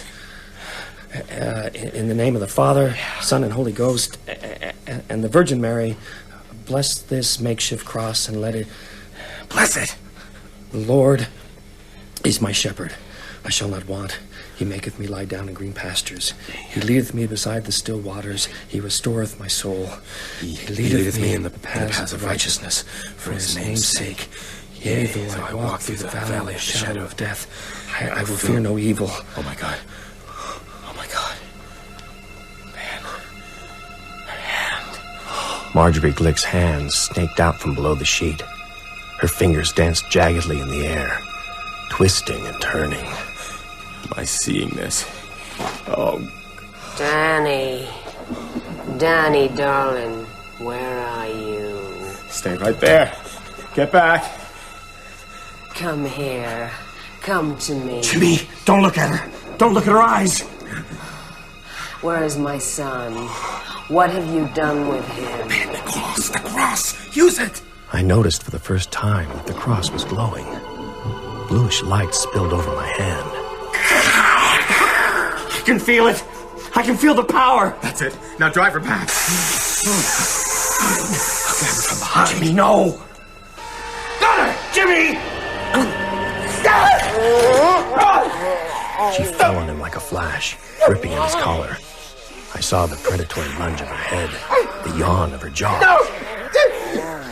I grabbed her hair and yanked her up. Then I remembered the cross. I drove the makeshift crucifix hard under the chin. It continued upward with no resistance. In the name of God, go! Go from this place! I'll be back for you, me, or others. And soon there will be so many others. As I watched, her body seemed to elongate and become translucent. One moment she was there, laughing. The next, she was gone. Oh, God. Her mouth. Her dirty, filthy mouth. Jimmy, she's gone. It's okay. She bit me. Oh, my God, she bit me. Ben, don't touch me. I'm unclean. What can I do? My bag. Get my bag. Jesus, man, I can feel it in there. I can feel it working in me. What am I looking for? Disinfectant. That's this? Here. Yes, on my throat. There are 2 punctures. They're the jugular. One's fairly clean, the other's... Pour it in! Right in the wound! The blood's washing out. Put the cross on my neck. If I'm still dirty from her, it'll do something. Hold still. Nothing. Oh, thank God. I thought I was going mad. When she was doing it, I liked it, Ben. That's the hellish part. If you hadn't been here... Just don't think about it. Oh. There's one more thing I have to do. Something I don't like. What's that? Help me up, Ben. Okay. Oh, we could be in big trouble. We must get our stories... As Jimmy slugged me, stars swirled in my brain. I fell heavily, groping madly for the cross, thinking, "You fool. You stupid, stupid fool."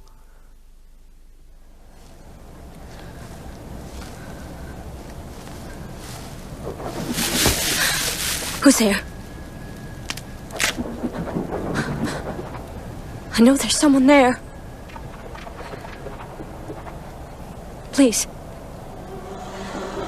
Come out now. Show yourself.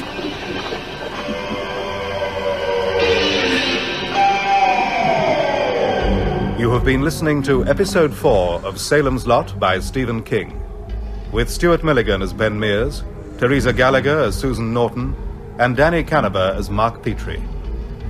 Doug Bradley played Barlow, Gavin Muir, Matt Burke, Kerry Shale, Jimmy Cody, Peter Yap, Father Grathon, Don Fellows, Parkins Gillespie, Matt Zimmerman, Larry Crockett, David Freed, Danny Glick, Francis Jeter, Eva Miller, George Parsons, Nolly Gardner, Raymond Sawyer, Maury Green, and Natasha Pine, Marjorie Glick. Salem's Lot is dramatized in 7 episodes by Gregory Evans.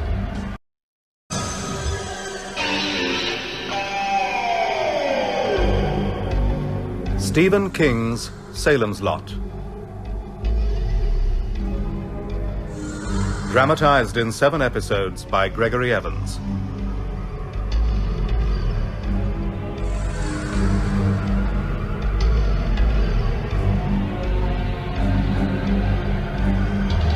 Episode 5.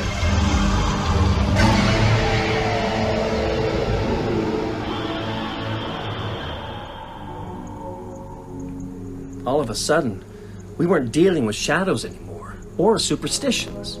We'd both seen them, Father. Vampires. We'd stepped off the firm, sunlit ground of ordinary life into swamp and fog. And we knew we could never step back again. Tell me more of that terrible evening. You, Senor Mears, you were still at the Morticians, yes? The creature had gone. One moment it was there, laughing at us. The next, there was just the lamp shining on the bare wall. And Jimmy screaming. I cleaned the wound in his neck and helped him to his feet. Then out of the blue... There's one more thing I have to do. Something I don't like. What's that? Help me up, Ben. We could be in big trouble. We must get our story. Oh no! Sorry, old buddy, but it's easier if you don't know it's coming. Huh? I'm damaged enough. I'll pass muster. But you needed a few bruises. What for? To back up our story. We have to stay out of jail, so we're free to fight those things, whatever they are. So it's got to look convincing. Let's take a look. Convincing? You just broke my jaw. It'll be tender for a while. You'll live. Now, let's get it straight. Someone barged in here while I was examining Mrs. Glick. He slugged you, then grabbed me. In the struggle, the someone bit me to make me let him go. On the neck? He was 6'1", heavy build, wearing a denim jacket and a blue knitted cap. We'd never seen him before. He jumped us. It all happened fast. Have you ever thought of giving up doctoring for creative writing? I'm only creative in moments of extreme self-interest. You're the expert, Ben. Will it do? Why, it's a little thin, but... At least this isn't the first corpse to vanish, so there is a precedent. I'm hoping they'll add that in. Now remember, Ben, we're criminals now. And Parkins Gillespie isn't the hayseed he pretends to be. Constable's office? Parkins. Jimmy Cody here. And you, Mark? What were you doing on that evening? Going to the Marston house to kill a vampire. This was earlier, of course. Why... Of course. I had to be there before dark. I'd taken my dad's target pistol. I know bullets are no good against them, but I reckoned it should punch Straker's ticket. And I had a cord of yellow ash from the woodpile, sharpened to a point. I was near the house when I saw someone else in the woods. A girl. I hid behind a tree. As she came closer, I realized she was heading for the same place as I was. For the same reason. How did you know that? She was carrying a length of snow fence. That's not good. One hit with a hammer will split in two. Oh, you idiot!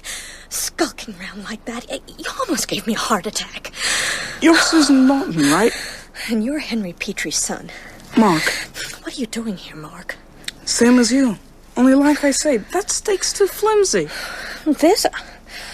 I just picked it up in case someone fell over it. Don't pretend. You came here to kill the vampire. Don't be ridiculous. Vampires. One of them tried to get me last night. Almost did, too. That's silly. You should know better than It was Danny Glick. You're making this up. He was outside my window, holding on like a great fly. His eyes were red, burning, his teeth... Stop it. You believe that, and you came up here alone? Believe it? I saw it. Why you here? Some friends of mine suspect that there may be a man in this house who no one has seen. They think he might be a vampire. So you've come to pound that stake through his heart. I've come to find out. The stake is just... I mean... I don't know if I could do it. I could, after what I saw last night. So how do we do it? We break in, find him, pound the stake through his heart. What about Straker? He's in town. They like the dark, so he'll probably be down the cellar. Did you bring a flashlight? No. Damn. Neither did I. Bet you didn't bring a cross either. Yes, I did. Hey, snap. Took it from my mom's jewelry box. She'll kill me if she finds out. Let's go. Lead on.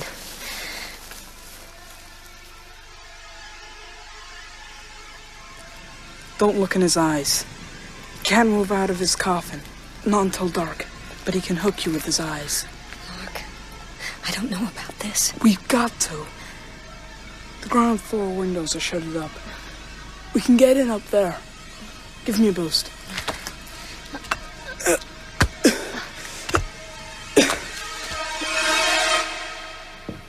Must have been quite a fella. Lays you two out, lifts the corpse clean off the slab, and waltzes out of here. Tell me, did he break into a sweat? I didn't notice, Constable. And what were you doing here, Doc? I came to check the body for infectious encephalitis. I had reason to believe that's what killed Mrs. Glick. And was it? No, almost certainly not. And I just finished my examination when the man burst in. Well, it's a pity your description of the guy ain't a tad more detailed. It all happened so fast. And how come you're in on this, Mears? You ain't a doctor. No, I'm a novelist. I know that, boy. My new novel has a mortician's son as an important secondary character. I needed some color. Jimmy let me come along. Oh? Maybe I could read that. That part isn't written yet, Constable. I research first, then write.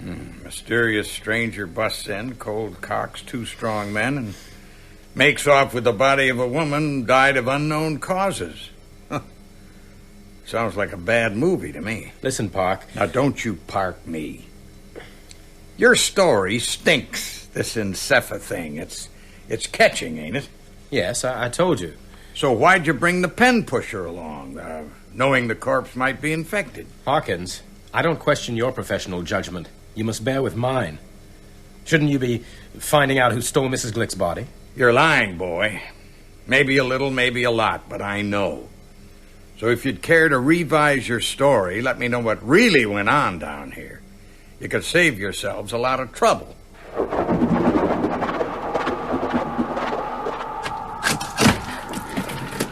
Mind the glass. Oh, God. Mark. What? The beam. This is the room where Hubie Marston hanged himself. The room Ben broke into as a kid. Oh, my God. It's almost unbearable here. What is? The stink. It's more than just bird droppings and plaster rot. It's a smell in the mind. Come on. It'll be dark soon. We don't have much time.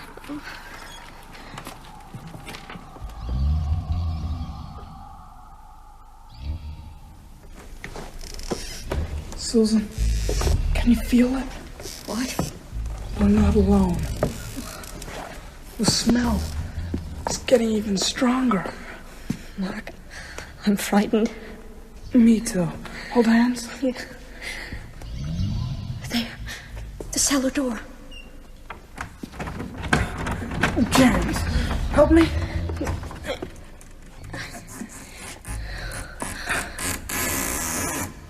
See anything? Only darkness. Mark, I can't go down there. You must. I need you. Mark! Let me help you, little master. Stranger! Now, this isn't a traffic violation we're talking here. 4 deaths in the lot, 4 bodies gone missing. Well, we've told you all we know, Constable. There's nothing to add. I could toss you both in the can. But the greenest kid out of law school could spring you on what I got. Suspicion of unknown hanky-panky. And I bet your lawyer ain't fresh out of law school, is he, Doc? No, Parkins. He's not. Yeah, well, I'd do it anyway just to piss you off. Except I get the feeling you ain't lying because you broke the law. You're both scared out of your skins. You look like some of the crazy guys I saw in Nam. Shell-shocked. Go on. Get out of here. When I came round, Straker was carrying me upstairs like a sack of sand. I opened my eyes a crack. Peeling wallpaper, bare boards, a landing coming up, and thin sunlight through a filthy window. So there was still hope.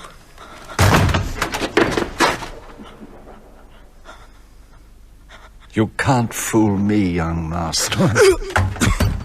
I know when someone is playing the possum. Here, in this room, my master's friend and sponsor in this country hanged himself many years ago. Such a waste. No. I have removed your little pistol. Boys should not have such weapons. Nor should they bring young ladies uninvited into private houses. What have you done with her? Miss Susan Norton. Taken her to the cellar where she wished to go. Soon, when the sun goes down, she will meet the gentleman she came here to meet. No! No, don't be jealous. Your turn will come. He may give you to her. But I rather think he'll deal with you himself. Miss Norton will have friends of her own to visit. Get up, young master. What will you do with me? Truss you up like a spring chicken. If you struggle, I will take my thumb and pop out your eye. As Straker tied me up, I looked round. The side of the house was already dark, and the room was full of shadows. In the gloom I could see the beam where Hubie had hanged himself. Wallpaper lying in strips on the floor. A bare iron bed. Do not be afraid, young master. You'll feel a little sting, like a doctor's needle, and then sweetness. I could see something else, too. Something Straker couldn't see, because he wasn't looking for it. Then you will be free to visit your mother and father, your young friends. I could see the window where we got in, and underneath, on the bare boards, the broken glass. When we meet again, young master, you will like me better.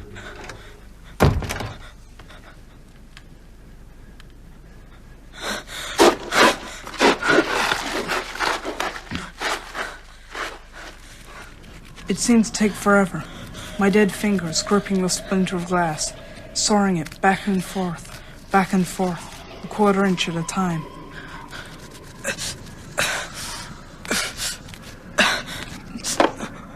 By the time I'd sliced through the last strand of rope, my hands were slick with blood, and I was so shaky I could hardly stand. I hobbled to the window and looked down. It was dark now, horribly dark. Then I heard him. I imagined myself climbing out, running, and Straker coming after me, catching me, bringing me back. I stared wildly around the room and saw the bare iron bed. Young master, I hope you are rested.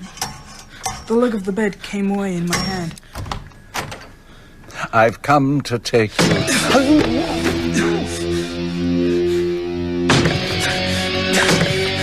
You monster! You monster! I've killed you.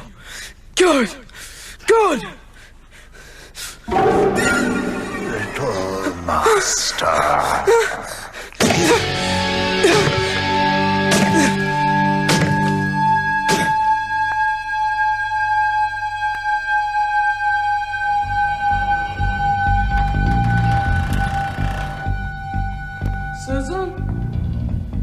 Susan! Are you there? Mark? Susan, it's almost time. You've got to get out of there. Mark, where are you? It's so dark. Susan, run! Too late.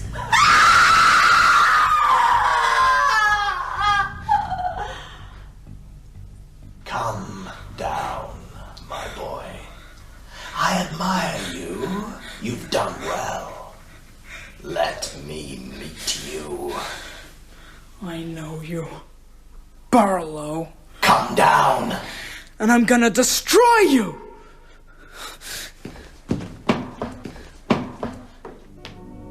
After we left the mortuary, Jimmy drove me home to Eva's boarding house. Later, standing at the window of my tiny room, I looked into the moving darkness and thought about what might be out there. Marjorie Glick, reunited with her son, Mike Ryerson, Floyd Tibbetts, God knows who else.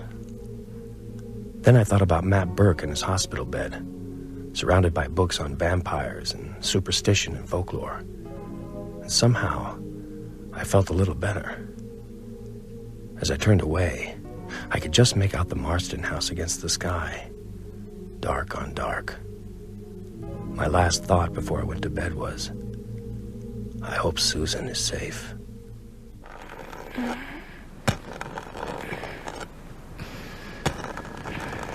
Mark.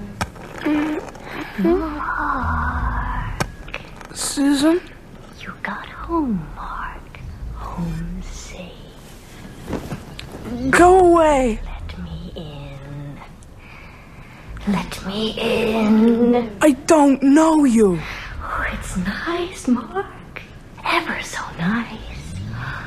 Let me in. I'll kiss you. I'll kiss you all over like your mother never did. Go away! One of us will get you soon. Let it be me, Mark. I'm hungry. Here, take a look at this cross!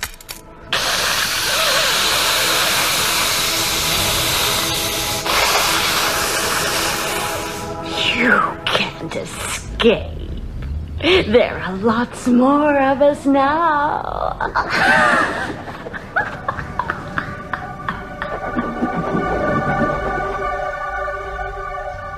I knew then that I couldn't fight them alone. But who could help?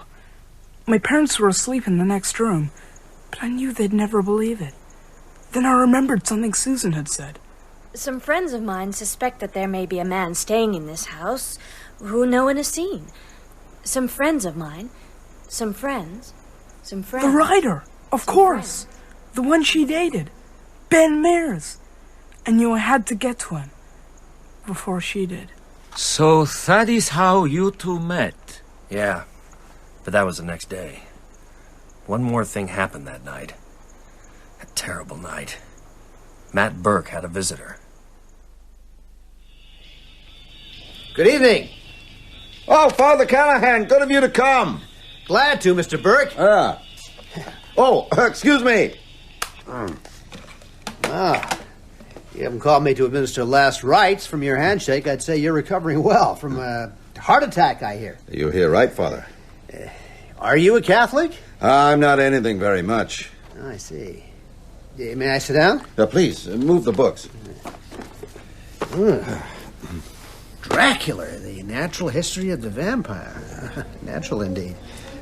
Hungarian folk tales, Varney the vampire, monsters of darkness. Strange reading matter for a convalescent coronary patient. Well, fascinating, though, don't you agree? I do, as a matter of fact. I took an interest in vampirism as a divinity student. Is this connected with why you asked to see me? On the phone, you said it was important. It is. What, connected or important? Both.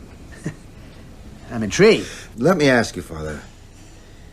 Have you noticed anything out of the ordinary in town just lately? What, to do with vampires? To do with anything. Well, the Crockett's weren't at Mass this morning. Mrs. Crockett never misses. Anything else? The town dump's closed, so Dud Rogers must be sick, which is also unheard of. 3 stores on Joyner Avenue were shut yesterday, too, and... What? Well, the mortality rate has been high lately. Mike Ryerson, Floyd Tibbetts, that awful business with the Glicks. Look, Mr. Burke, let's stop beating around the bush, shall we? Yes, there's been too much of that already. I'll tell you what I know. All I ask is that you listen. At the center of it all is the Marston house. And so that's why I called for you. Am I crazy? Obviously not. So you're convinced? Well, shall we say convincible? With hard evidence. Yeah, don't look so surprised, Mr. Burke. The supernatural is my bread and wine, so to speak. Even so, Father. I've heard plausible tales of vampires before. First hand, I mean, not in books. But here in America? No, in Europe. But why shouldn't it come here? Pestilence spreads. Would you make an investigation for me? I might. It would involve you taking along holy water and a piece of the host. Now you're treading on dangerous theological ground. Why? Because then I go not as an interested individual, but as an agent of the Holy Catholic Church. Unlike many of my younger colleagues, I still believe in the Church's mystical power. To me, it's more than just a spiritual Boy Scout troop. It's a force. You understand? I understand. I also have a rather outmoded idea of evil. I believe evil is more than its manifestations. More than child beating, incest, and the rape of the environment. Evil is a force, too. Exactly. Well then, Father, are you prepared to put your beliefs to the test?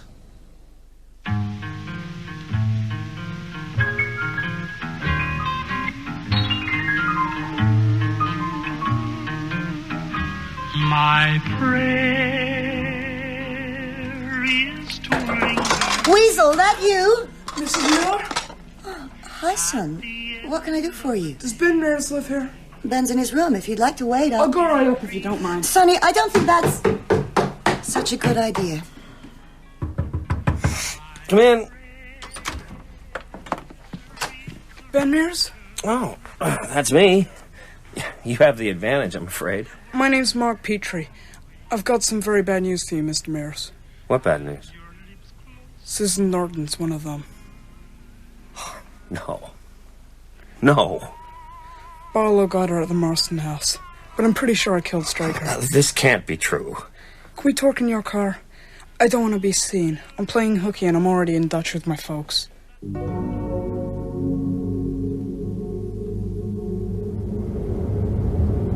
You believe me? Yeah. You couldn't have made that up. I'm sorry I couldn't save her. Yeah, you're a brave kid. There's somewhere we gotta go. The Marston house. Not yet. First we gotta see a friend of mine, Matt Burke. The high school teacher. He knows about this? Yeah. After we've talked, we're going up to the Marston house. Get the son of a bitch who did it.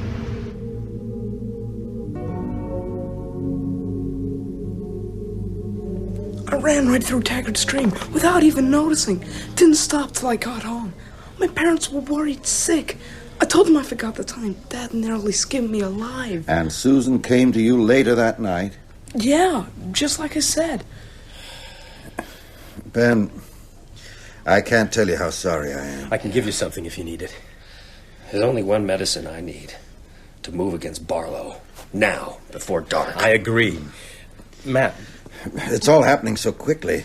I phoned Loretta Starcher for more books today. The library's closed. Loretta's disappeared. There are 2 more shops shuttered up on Joyner Avenue. I saw them when we drove past. Weasel Craig didn't come back to Eva's last night. It all points to one thing. If we leave it any longer, we'll be overwhelmed. Does anyone else know? Father Callahan. I spoke with him last night. I think he's with us. What about your research, Matt? Anything useful? Straker was Barlow's bodyguard, a kind of human familiar. He came first to prepare the ground. I suspect no one will ever find Ralphie Glick. Straker sacrificed him, a sort of ticket of admission for his master. Along with the dog that was found on the cemetery gates. Exactly. How old is Barlow? No way of telling. But if the legends are true, he's old. He may have changed his name 1,000 times and lived in almost every country in the world, though his origins are probably Romanian or Magyar. How did he get here? I suspect Larry Crockett had a hand in it, but that doesn't matter. Barlow's here. We must destroy him. That's what matters. Right. An ash stake through the heart. Cut off his head. Stuff his mouth with garlic. We have an expert in our midst. In movies, the staked vampire mortifies into dust. That may just be a neat special effect. If it doesn't, you must weight the coffin and throw it into running water. Right. Any questions? What about all the religious stuff? You're quite right. You must each carry a vial of holy water and a piece of the host. And Father Callahan must hear your confessions before you go. But none of us are Catholic, are we? I am. Lapsed. Well, there must still be confession. Then you go pure, washed in Christ's blood. Yeah. Clean blood, not tainted. Ben, forgive me, but had you slept with Susan? Yeah. Then you must drive in the stake. First into Barlow, then into her. You mustn't Matt, falter, Ben. You'll be releasing her. Right. Above all, don't look into his eyes. If you do, he'll catch you and turn you against the others. Understood. You'll need garlic. We can get some in Cumberland. And you must each wear a white rose. I could tell you more, but there's no time. I'll pray for you. Quite a trick for an old agnostic like me. But maybe I'm not as agnostic as I once was. Go. Right. Okay. And don't underestimate him. It was mid-afternoon when we all piled into Jimmy's big Buick and set off. Father Callahan was wearing his full gown, a surplice, and a white stole bordered with purple. Our first stop was Jimmy's Cumberland office to pick up his revolver and a large, heavy hammer. Then on to Stop and Shop, where he bought garlic. All they had. 12 boxes of the stuff. I'm sure glad I ain't going on a long ride with you boys tonight. Then across town to the Northern Belle Flower Shop. What can I do for you, gentlemen? Do you have any roses? Sorry, sir, too late. A man came in last Friday and bought every rose in the shop. If you care to order... What did he look like? Very striking. Tall, totally bald, piercing eyes. He paid cash. Very unusual considering the size of the order. There's a florist over in Falmouth. No! But Ben, we need them. And when we get to Falmouth and find Straker's been there too, what then? Portland, Kittery, Boston? Don't you see he's leading us by the nose? Ben's right. Just because Barlow can't rise in the daytime doesn't mean he can't harm us. He's doing it now. Oh, we better stop talking and get going.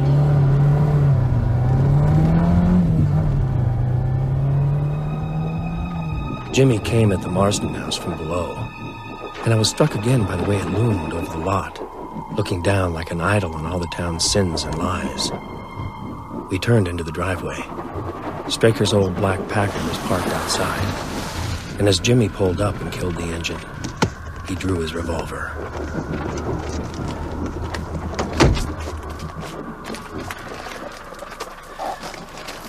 This is unhallowed ground.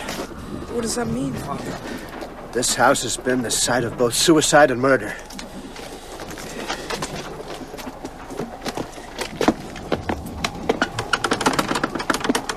There's a new padlock. Could we get in a window? Like Mark? No. We must go in boldly through the front door. We'll break it down if we have to. We won't have to. In the name of God the Father, I command the evil to be gone from this house. Spirits, depart!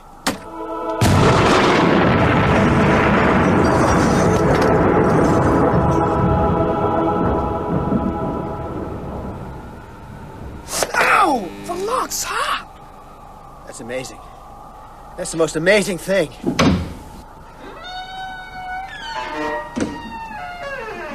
Let me go first.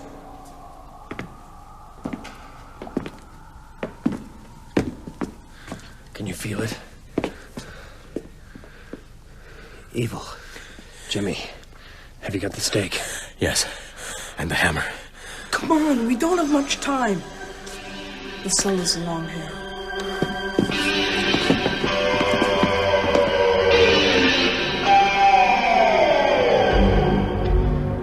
You have been listening to Episode 5 of Salem's Lot by Stephen King, with Stuart Milligan as Ben Mears, Teresa Gallagher as Susan Norton, and Danny Canaber as Mark Petrie. Doug Bradley played Barlow, Don Fellows Parkins Gillespie, John Moffat Straker, Nigel Anthony Father Callahan, Gavin Muir Matt Burke, Kerry Shale Jimmy Cody, Peter Yap Father Grathon, Francis Jeter Eva Miller, and Susanna Corbett the florist. Salem's Lot is dramatized in 7 episodes by Gregory Evans, with music composed by Elizabeth Parker of the BBC Radiophonic Workshop. The director is Adrian Bean.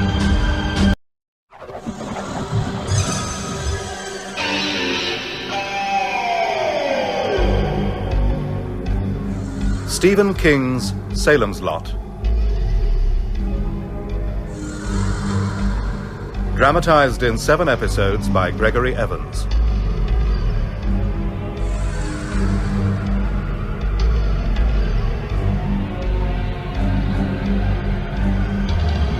Episode 6.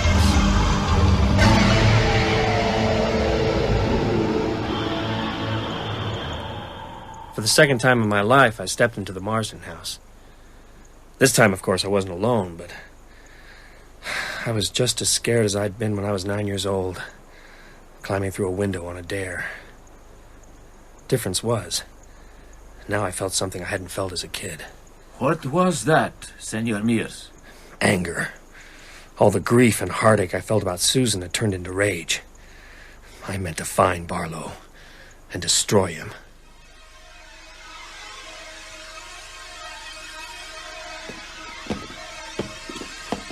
Along here.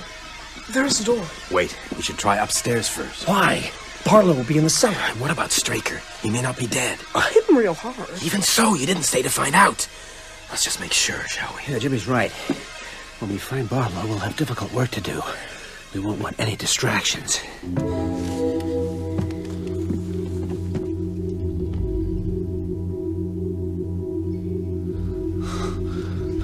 The room at the end. How'd you know that, Ben?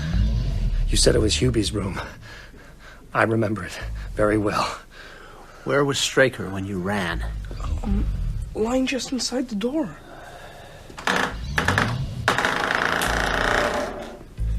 No.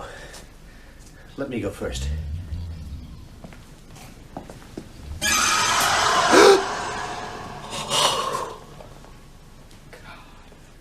Straker. Holy Mary, Mother of God. His throat slit like a pig. I'd say he's been dead for about 18 hours. And he's been bled white. Yeah. There's no blood anywhere. Where's all the blood? Barlow. God, the man must be strong to haul the body up like that. He's not a man. It's a punishment as old as the Bible. Hanging the body of your betrayer upside down so he faces earth instead of heaven. Barlow's still playing games. All this, it's just one more trick to make us waste time. Come on, the cellar.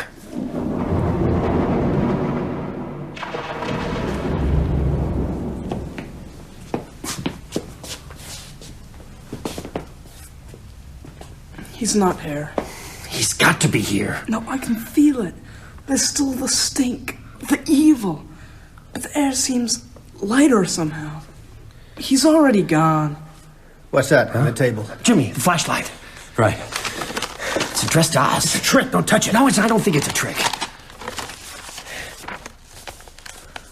My dear young friends, hold the flashlight steady, Jimmy. I'm doing my best. How good of you to call. I am never adverse to company. It has been a great joy in a long, often lonely life. Had you come after dark, I should have welcomed you in person, as you have called during daylight hours. I thought it best to be out. Master Petrie, you have robbed me of the most faithful and resourceful servant I have ever had. I shall enjoy my sweet retribution. Your parents first. Tonight. Or tomorrow night. Then you. Father Callahan, have they persuaded you to forsake your bottle and join the party? The Roman Church is an old enemy, though not my oldest, for I was old when it was young. Oh yes, I have lived that long. Yet I am neither tired nor jaded. I am as strong and cunning as ever. Not the serpent, but the father of serpents. So, Mr. Mears, Mr. Cody, Master Petrie, and Father Callahan, I send you a small token of my esteem. Your friend is lovely, Mr. Mears. Very toothsome, if I may be permitted a small bon mot. I have no further need of her, so I have left her for you, in the place where I spent my days, until I decided that other quarters might be more congenial. Let us see how you like this entree to the main course you contemplate. We shall surely meet soon. Then I shall convey my felicitations to each of you in a more personal way. Until then, adieu. Barlow. Here, round this corner. Craig, help me with the lid.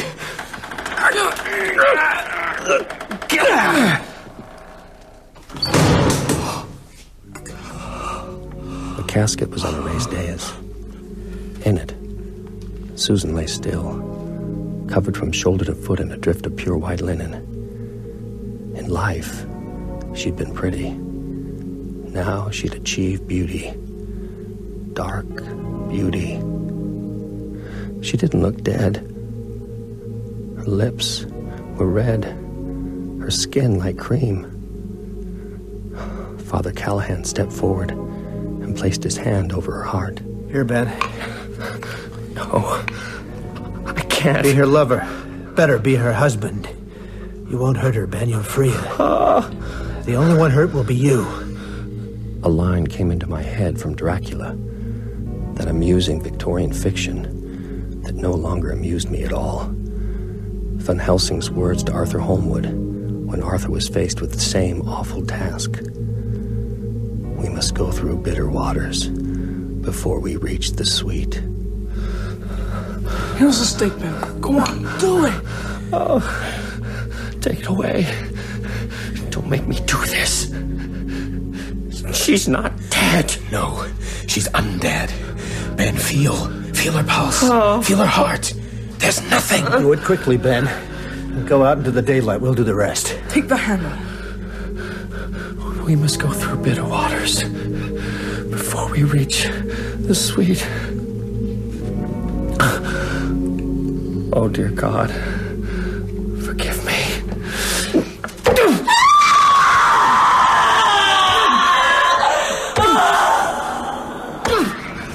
Her eyes shot open, wide and blue. Her lips drew back over wolf-like fangs. Blood gushed from her chest over my hands, my shirt, my cheeks. Again.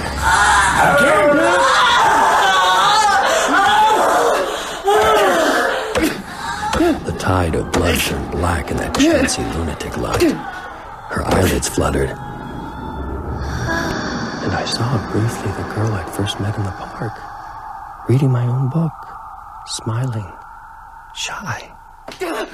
Ben! Jimmy, go after him. See he's all right. In the name of the Father, the Son, and the Holy Ghost.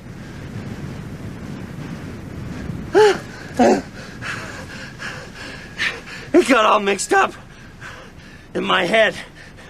The horror. Then and now. Ben? I thought if I looked back, I'd see him. Barlow? You mean Marston. Grinning at me. The rope around his neck. Ben, it's over. Yes. Jimmy. Jimmy, look at it. Look at what? The house. Can't you feel it? The evil is gone. It's just a house again.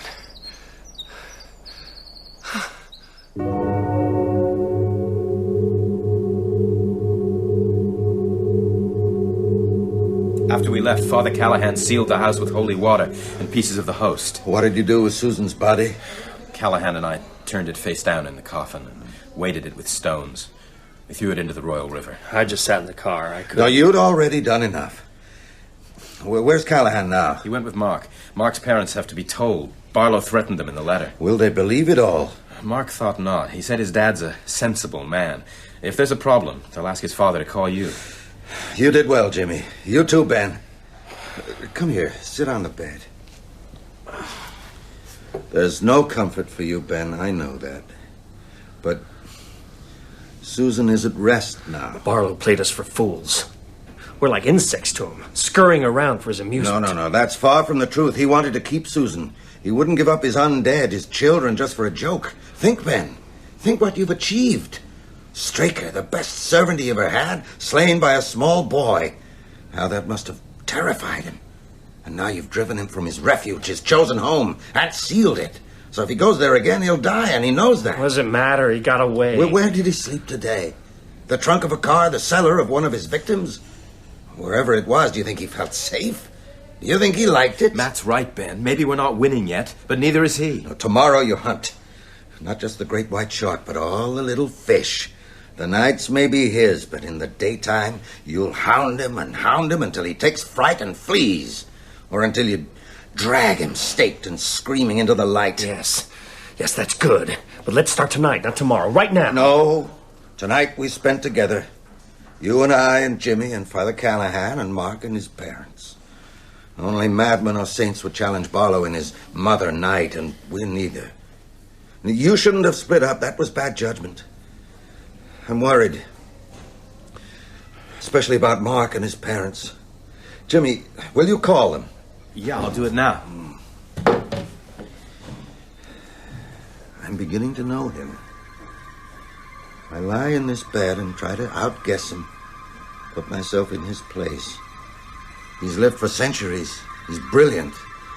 But his ego has become bloated, so that it's puffed up and poisonous. He's filled with pride, and his thirst for revenge is overmastering. Something to be feared, but also to be used. I think he'll attack tonight. I got through. What's wrong, Jimmy? What happened? The line's dead. I think Barlow's got them.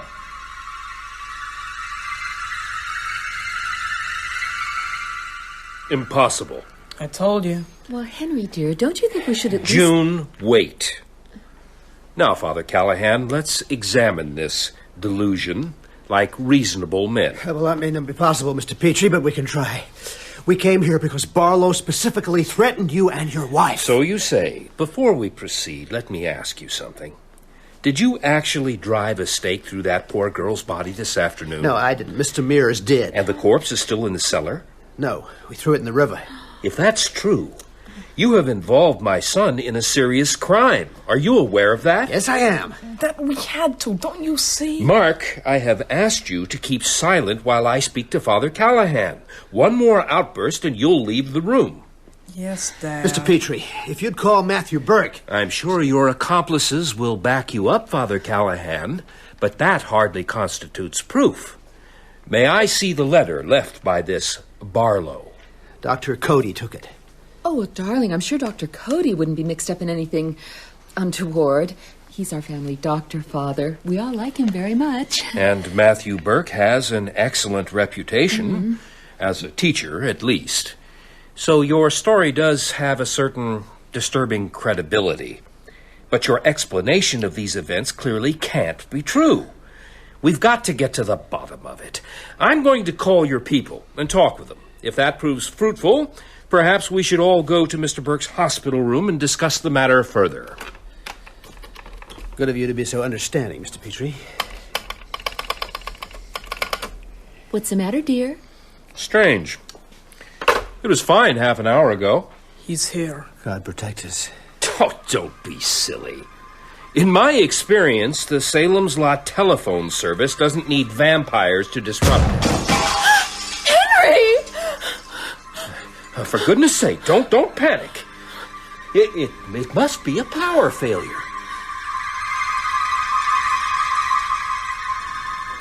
How could we have been so stupid? We must go out there now. No, for the sake of your lives and mine, you must not. But Ben's right, Matt. They need help. They're on their own. Whatever's happening at the Petries, by the time you get there, it'll be over. We must do something. If you go, you'll be playing into Barlow's hands. Think. He didn't need to cut the telephone line. He did it to tell us he's there. He's already split us in two. Now he's trying to divide us again. I'm alone and bedridden. Easy prey. Don't you see it? I guess you're right. Look, I'm not afraid for myself, believe me. Or even for you two. I'm afraid for Salem's Lot. Whatever happens tonight, we must be left to stop him tomorrow.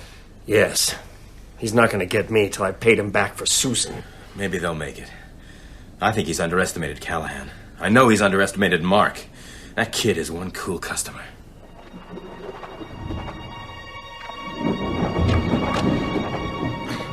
It all happened so fast.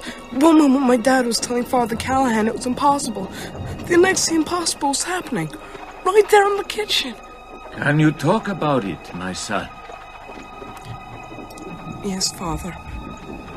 The lights went. The windows blew in. A shadow moved across the room.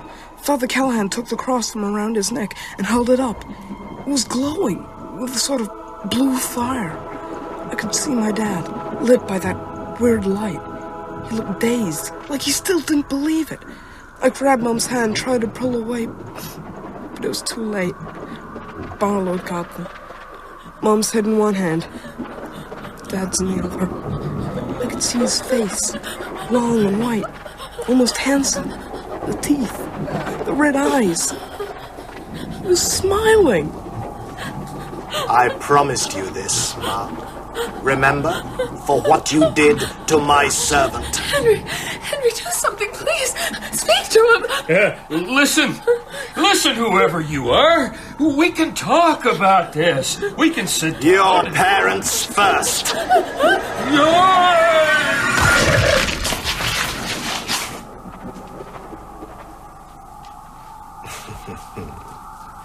So, tell me, young man, how does it feel to be an orphan? You monster! Oh, now you come to me. How convenient. In the name of God! No closer! No closer, shaman, or I sever the boy's jugular before you can draw breath. Step back. What now? Oh, that depends. What will you give me for this miserable wretch? Oh, you have courage, boy. But you will scream. You will scream until your throat bursts. Stop that! Should I? Should I reprieve the boy? Save him for another night? Yes! Then will you throw down your cross and face me on equal terms? Without charms and talismans, your faith against mine. Yes. Do it. I trust you to let him go. I'd sooner trust a rattlesnake. Well, I trust you. Look. Run, Mark! You killed my parents! Run! Soon, little brother. Very soon. You and I will... Mark, no! You dare spit on me? Back! In the name of God. I'll do more than spit! I'll kill you!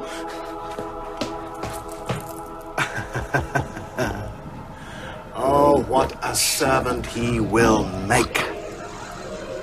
Now, shaman, I have fulfilled my part of the bargain. You fulfill yours. Lay down the cross. I'm a priest. A priest?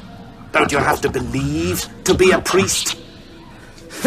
Stay back. I commanded. Look at the light. The oh so holy light.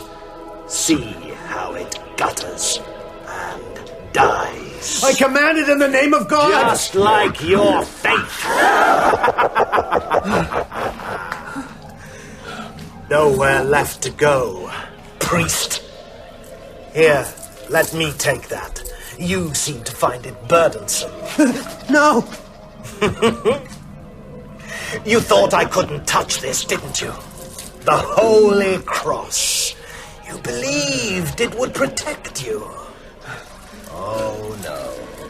Your faith might have saved you, but your faith has just failed. And so this is only base metal. God damn you! Well, I doubt if he can. Not your God, anyway. If you had cast that cross away willingly, you might have beaten me. But you put your trust in the symbol, not what it stands for. You're a disappointment, priest. Oh, it's been so long since I had an opponent of any real worth. That boy makes 10 of you. No. For the undead, there is no memory. And you would welcome that now. But no, for you, there is a more fitting punishment. No, please. Here, priest, learn a true religion. Take my communion. Eat of my flesh. Drink of my blood.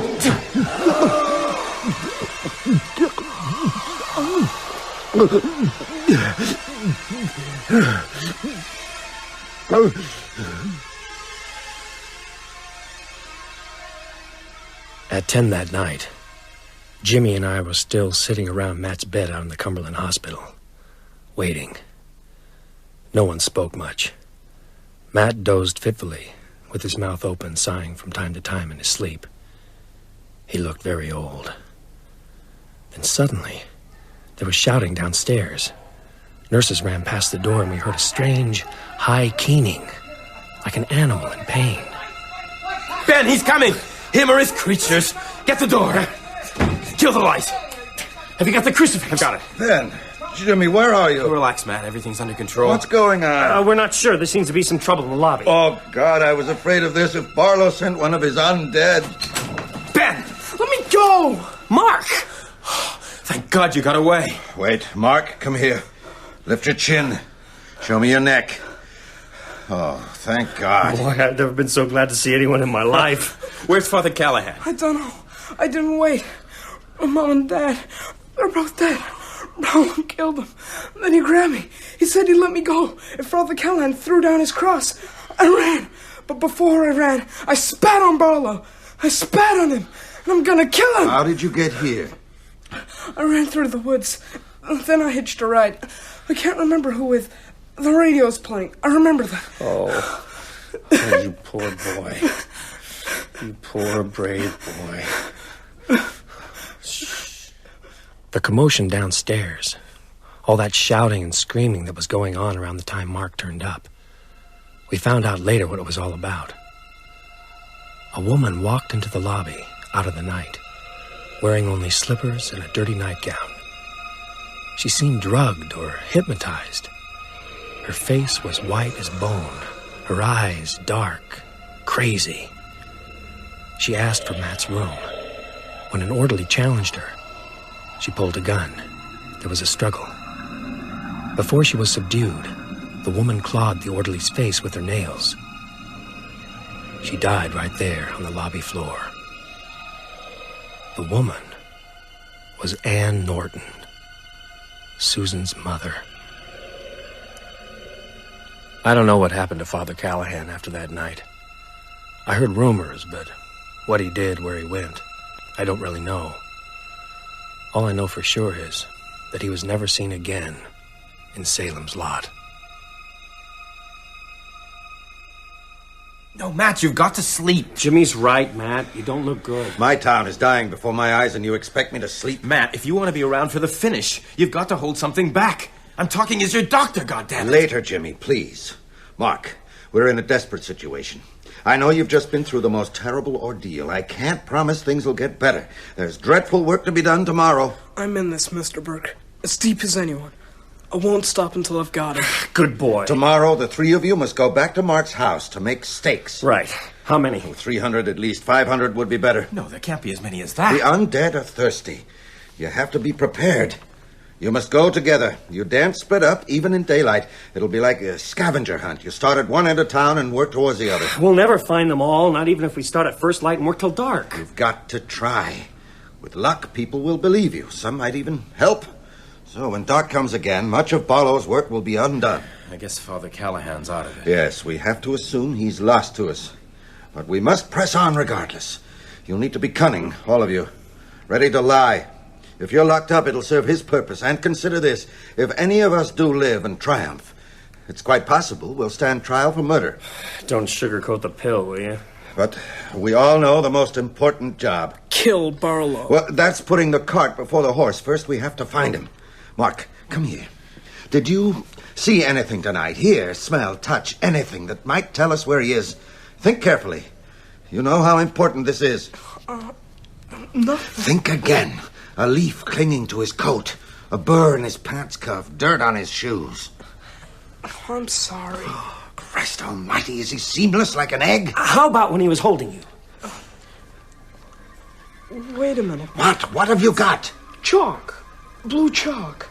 He had his arm around my neck. I could see his hand.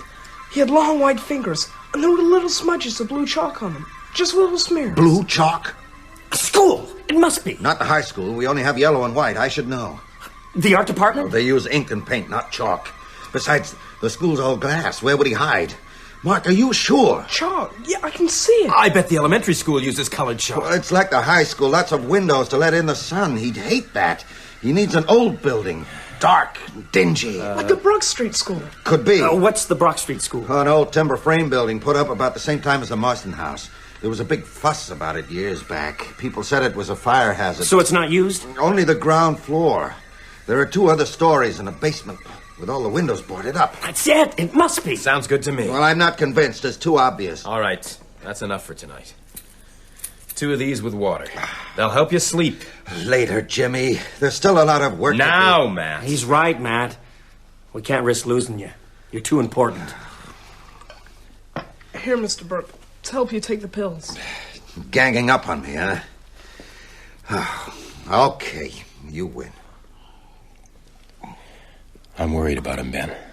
I thought the attack was mild. Hardly a heart attack at all. It was, but the next one won't be. It'll be the big one. This business will kill him if it doesn't end soon. That night, we slept in the hospital in Matt's room.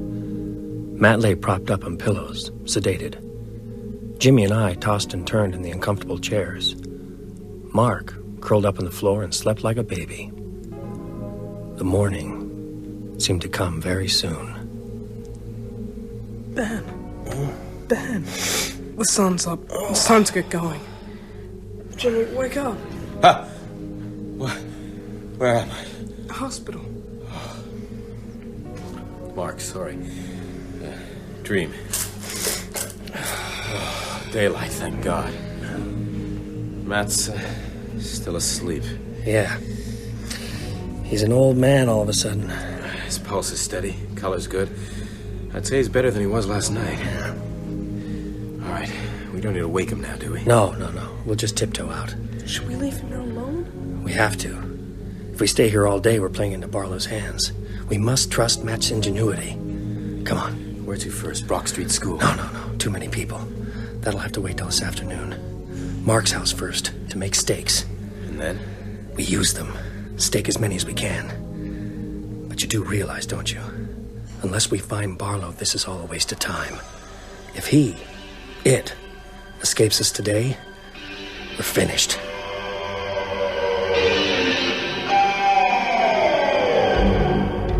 You have been listening to Episode 6 of Salem's Lot by Stephen King, with Stuart Milligan as Ben Mears, Teresa Gallagher as Susan Norton, and Danny Canaber as Mark Petrie. Doug Bradley played Barlow, Gavin Muir, Matt Burke, Kerry Shale, Jimmy Cody, Don Fellows, Parkins Gillespie, Nigel Anthony, Father Callahan, Peter Yapp, Father Grathon, George Parsons, Nolly Gardner, Lorelei King, June Petrie, and Vincent Marzello, Henry Petrie. Salem's Lot is dramatized in 7 episodes by Gregory Evans, with music composed by Elizabeth.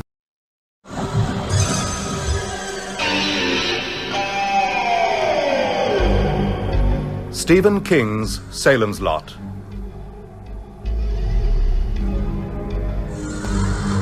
Dramatized in 7 episodes by Gregory Evans.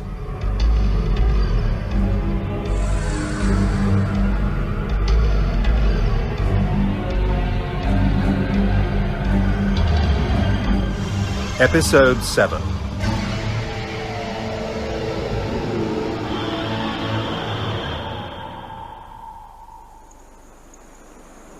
So there was Mark, Jimmy, and me, heading towards the lot in Jimmy's old Buick. As we left the turnpike, I saw the familiar sign. Route 12, Jerusalem's lot. This was the way I'd driven Susan home after our first date. I'm sorry, Father. Take your time, my son. I was thinking about what Mark had told us the night before, about the blue chalk on Barlow's fingers. It was going round in my mind, fighting the fear and the dread and the grief. Blue chalk. Blue chalk. It's gone bad. The whole place. Christ, you can almost smell it. Yeah.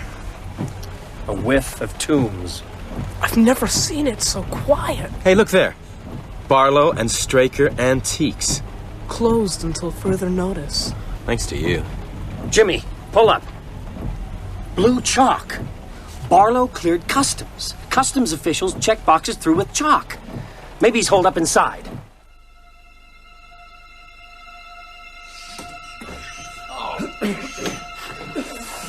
Stink! Could have been shut up for centuries.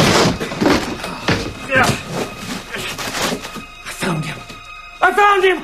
Inside this crate! The hammer, quick! Sleeve!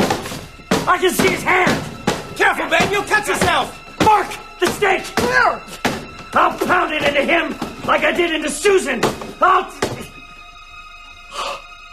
Mike Ryerson! Damn! Barlow! What now? Should we... No, leave him! We can come back. Let's get to Mark's house.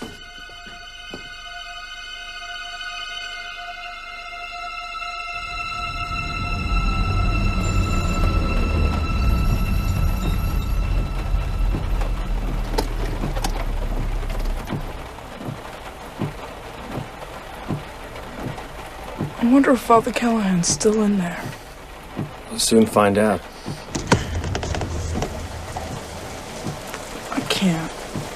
I can't go in. I'll wait in the car. Mom and Dad, cover them up, will you? Sure. Of course, Mark. It's better this way. My dad would have made a very good vampire. Maybe as good as Barlow in time. Try not to think too much. There are ash stove lengths in the woodpile. You can use my dad's lathe down in the basement.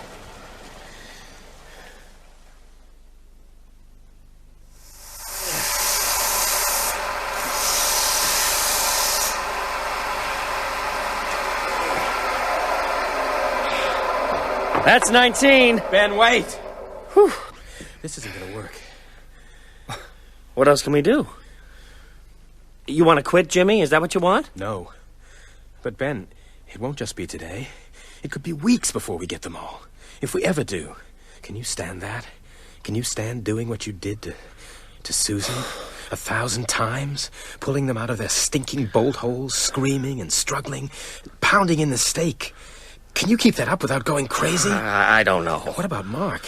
He'll be ready for the nuthatch. And Matt, he'll be dead. I guarantee it. So what the hell should we do? God knows. But we have to think.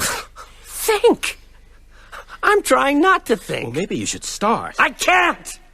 I take it as it comes! If you've got a better way... Hey, Ben! I'm sorry. We can do it, Ben. I believe that, but we must be scientific. Listen, now, you're production, right? Right. You stay here, turn out the stakes. Mark and me, we're research. We find them. We mark the locations. With this, we spray a cross on the door. Yeah. Then tomorrow we go back with the stakes, together. Well, won't they see the marks and move? No, I don't think so. They're pretty dumb. Okay, get going. Come back around 3. By then, we can get into the school.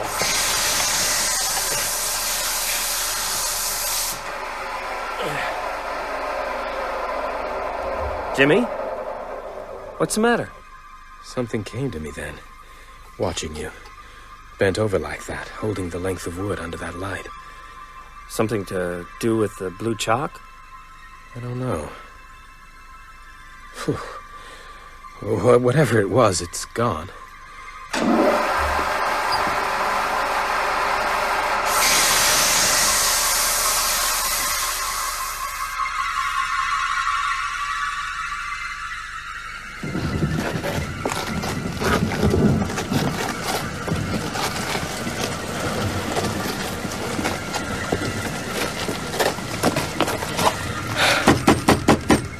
lives here? The McDougalls.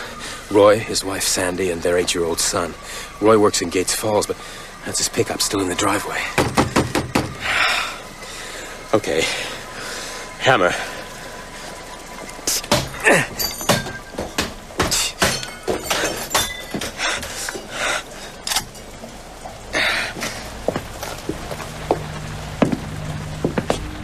They're here somewhere. Smell it? Yeah, like the Marston house. Not as strong. Where? And they need somewhere dark. These houses don't have cellars, but there's a crawl space under the stairs. Here. Ugh! It smells like you found it. A flashlight. There.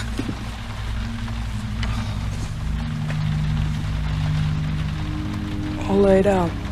Side by side. Oh, God. A little boy, too. Can we do that to a kid? Come on, I'll mark the door. We'll try somewhere else. Jimmy, let's pull one of them out. What? Why? Maybe the daylight will kill him. Then we won't have to come back with the stakes. Good idea. Which one? Not the kid. The man. Right. A foot each. 1, 2, 3.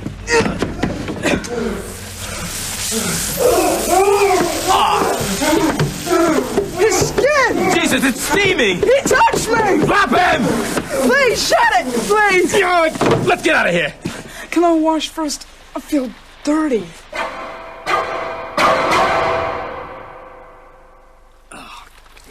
Poor kid. All his toys are here. We'll try next door. He's got a neat Dave computer. Evans and his family. Amazing. Dave works in His own Cumberland. television, a Haven't seen him miniature for a few pool days. table. Mark, what did you say? I said he's got a TV in his room. No, after that. And a pool table. Blue chalk. Pool, that's it. Barlow's hiding in a pool hall.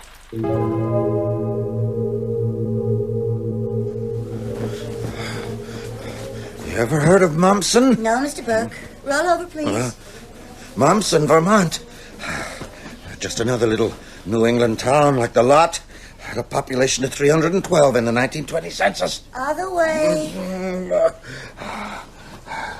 By 1923, everyone had vanished. Oh, the buildings were intact. In one house, a table was laid for supper, but no people. It caused quite a stir. You finished yet? Almost. Just the top sheet.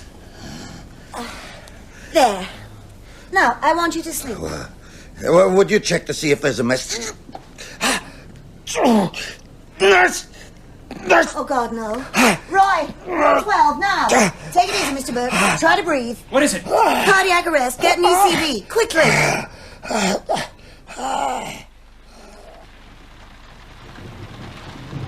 There is no pool hall in Salem's lot. Gates Falls is the closest, but Barlow is here. People have pool tables in their houses. Yes. I'm almost there, Mark. Keep talking. Pool tables. They'd keep it in the games room. Maybe the basement. No. For Phil's table, it'll have to be a big house. I've got it. I know where Barlow's hiding. He's in the basement of Eva Miller's boarding house. Are you sure? Yes, Eva's got a pool table. Belonged to her husband. She put it down in the cellar last year. It must be there. Let's get him. Wait, let's call first.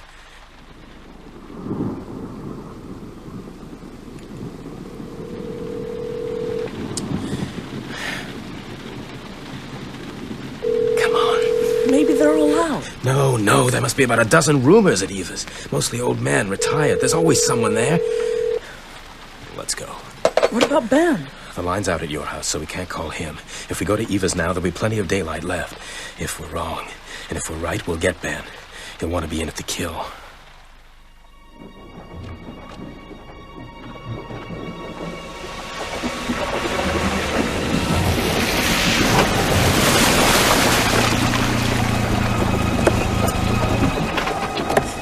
It's perfect. Holding up here in the local boarding house, surrounded by his children.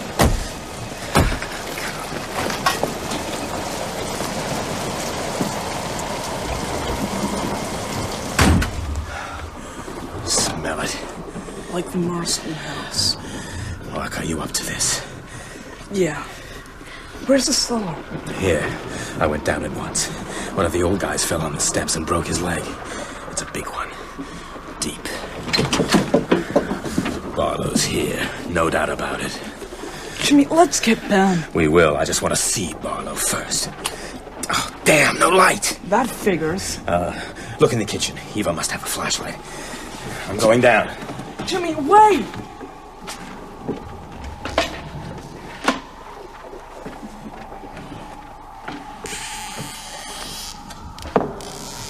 Dark as a grave down here. Jimmy, I found the flashlight!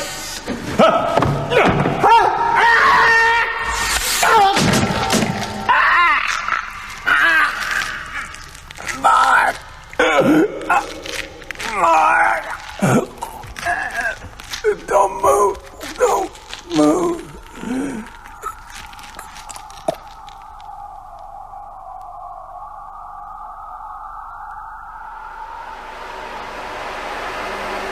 I lost all track of time in the Petrie's basement.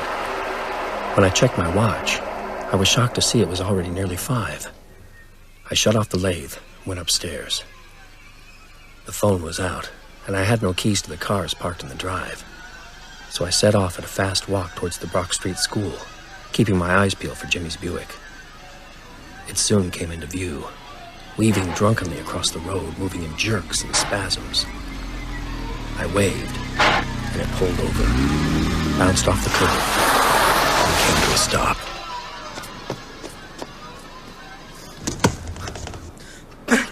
Oh, Ben, thank God. Mark? What's wrong? Why are you driving? Where's Jimmy? Jimmy's dead. Dead? Barlow's in Mrs. Miller's basement. What? With Jimmy. I went to help him. Couldn't get out. I thought I was trapped there. Until dark. Until... Mark, explain. I don't understand. Jimmy figured it out. Blue chalk. Pool. There's a pool table in Mrs. Miller's cellar. Of course. We drove over. I looked for a flashlight. Jimmy went down. He fell. I'd have gone after him, but he called out to warn me. Warned you of what? Barlow had fixed the stairs. Sawing them off after the second step. It was dark. Jimmy just didn't see. There were knives below. All the knives in the kitchen. Fixed. Pointing up. Oh, God. You're certain he's dead? Yeah. We'd better call Matt. Then Dr. Parkins Gillespie. Maybe he'll help. We've got to finish Barlow before dark.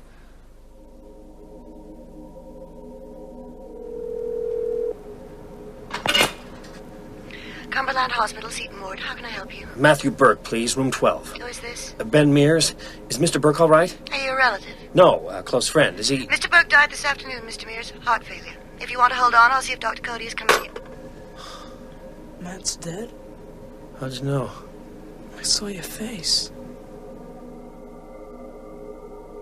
We found Parkins Gillespie on the steps of the municipal building, smoking and gazing at the sky. He looked sad and old.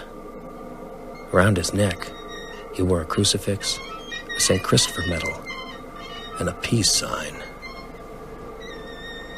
I seen you, trucking back and forth. Looks like the kid was driving by himself that last time. I was. Well, you want to take care, son. Constable Gillespie, I've come to tell you what's going on in this town. I don't want to hear it. What? Nolly didn't show up today. I can't say I'm surprised.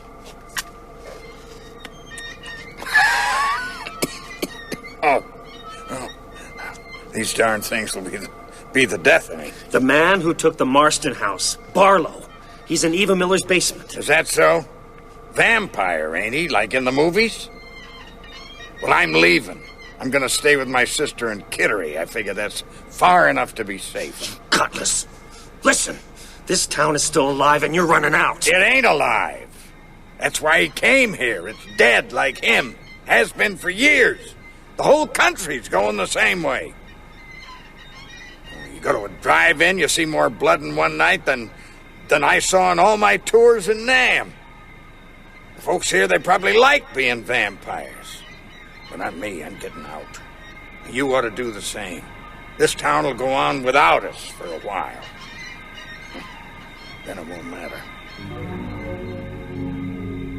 It was after 6 when we pulled up at Mark's house. I went to the basement and chose the best of the steaks. Mark looked in Father Callahan's old sedan and found the bottle of holy water the priest had taken from the font. Then Eva's again. As I turned into the driveway, the sun hung blood red over the western pines. Up in my room, I could see my typewriter on the table by the window, and beside it, the typed pages of my novel, held down by the glass globe paperweight I had taken for a dare from the Marsden house all those years ago. We crossed the porch, where Susan and I had first kissed. The kitchen door was open, as Mark had left it. Ben, I can't. I just can't. Come on, Mark. Come on. It's gotta be both of us. No. Mark! No, I've done enough. You and me, we're all that's left. Susan, Jimmy, Matt, your mom and dad. And now us?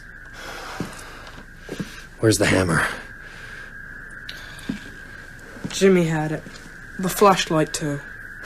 Okay. Come on. Careful. I tried to move the knives, but I might have missed some. Oh, I got the flashlight. Still works. Oh, Jimmy. I'm sorry, Ben. I can't look. Oh, no, it's okay. He had the revolver in his pocket. Here, catch. There's the hammer. Now, Barlow. But where? I can feel him. But where's he hiding? Behind that dresser? No, too small. He must be there. It's the only place. Let's look. Help me tip it. You got a grip? Yeah. 1, 2, 3, now! There's a door. He's in there. I can smell it. Locked. Give me the hammer. Come on, Ben, come on! Don't believe it. Beaten by a $5 padlock. It's 6:45. When's sunset? 5 of. We'll never do it. Have you got that bottle of holy water? Here. Yeah, pour it on my hands. More. The hammer, too. It's glowing like blue fire. Feels good.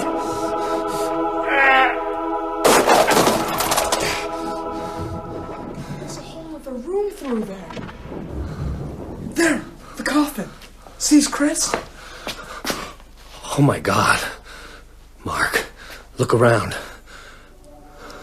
His children. And guardians. Eva. Weasel Craig.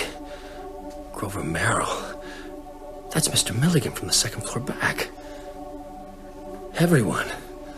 I lived with these people. Come on, Ben, there's no time. It must be almost dusk. Here's the stake. Oh no, there's locks and seals. Doesn't matter. I can feel the power in me now. At last, things are running our way. Be quick, please.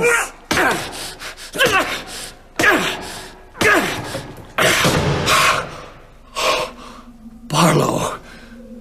But he's so young. I thought... He's beautiful. Mark, don't look at his eyes. You would harm the master? I'll kill you! Mark, give me the gun! Sorry, kid. Look at me. No, I won't. I've come to destroy you.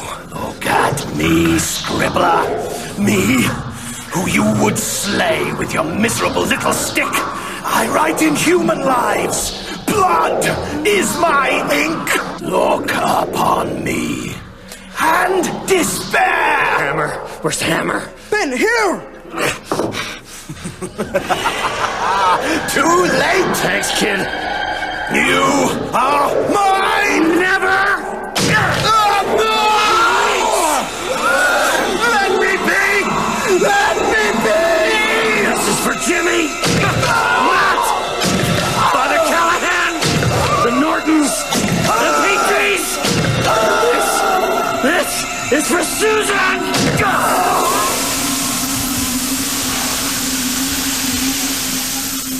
It took 2 seconds. Less.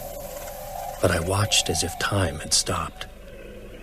Barlow's skin blistered like old paint. His eyes filmed white and fell in. His hair became a drift of feathers. Inside the dark suit, his flesh shriveled, until there were only bones clicking and clenching. Dust puffed through the fibers of the shirt. Barlow's skull whipped from side to side on the satin pillow, his jawbones stretched in a scream with no vocal cords to power it. The skull caved in. And at last, the clothes settled flat, like dirty laundry. Ben, look out!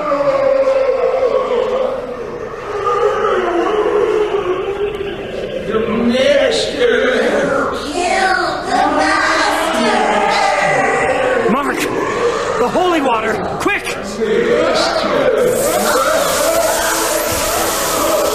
Come on! It's okay! They can't touch us! How could you kill the master? I'll be back! I'll be back for all of you! When we got outside, Mark fainted. I picked him up and carried him to Jimmy's Buick. As we pulled away, I saw them. They were there in the streets. The walking dead. I put my foot down and drove out of Salem's lot. That night, we stayed at a motel across the state line. I signed the register. Ben Cody. And son. And then you came south, here to Mexico. No, not right away, Father. I had some unfinished business. The next day at dawn, I left Mark in the motel room and drove back. Madre mia. Why? I went to Eva's first, up to my room. It was just as I'd left it. The bed unmade, typewriter on the table, the pages of my novel beside it, held down by the glass paperweight. I burned the book. You never told me that, Ben. Didn't I? Well, I guess it didn't seem important. I dropped it into the wastepaper basket and let the flames devour it. Then I picked up the paperweight, shook it, and watched slow flurries of snow hide the tiny house. I tossed it into a corner and heard it shatter. Going down to the cellar for Jimmy's body was the hardest trip of all. Somehow I got him up, bundled in Eva's drapes, and into the trunk of the car. Next, I went to Mark's house for his parents. You did well, my son. That was an act of charity and courage. It seemed like an act of madness at the time, but I had to. It took me the rest of the morning and half the afternoon to dig a grave out by Taggart Stream. By the time I'd laid the 3 bodies into it and filled it, the light was draining from the sky. I was sweating, not only from the work. I drove back along Jointer, past the empty buildings, the little park where I'd first met Susan, and at last past the sign that reads, "You are now leaving Jerusalem's lot. A nice little town. Come again." I drove back to Mark and my life. Oh, my children, what horrors you have seen. You believe now, Father? Yes, Senor Mears. How can I not? What now? Will you stay in Mexico? No. We've talked about it. We're going back. To the United States? To Jerusalem's lot.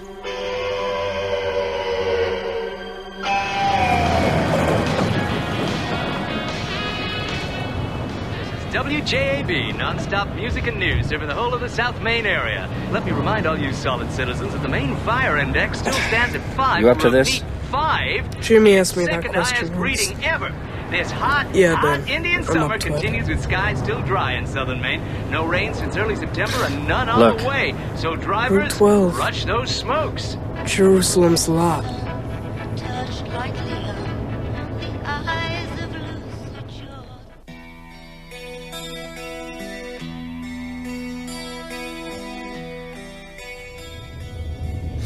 Look, the Marsden house. Malevolent as ever. Father Callahan's wafer will have washed away by now. It's theirs again. A shrine, perhaps. A dark lighthouse. It's like an old coat. Grown a little tight, but it still fits. What does? The fear. God, it's bad, isn't it? Not as bad as the memories. Looks like no one's lived here for 1,000 years. Mark? They're in there, Ben. Right now. In all those houses. Take it easy. In closets and cellars. Hiding. We'll take the Burns Road out to Harmony Hill. We faced the worst, Mark. It's behind us now.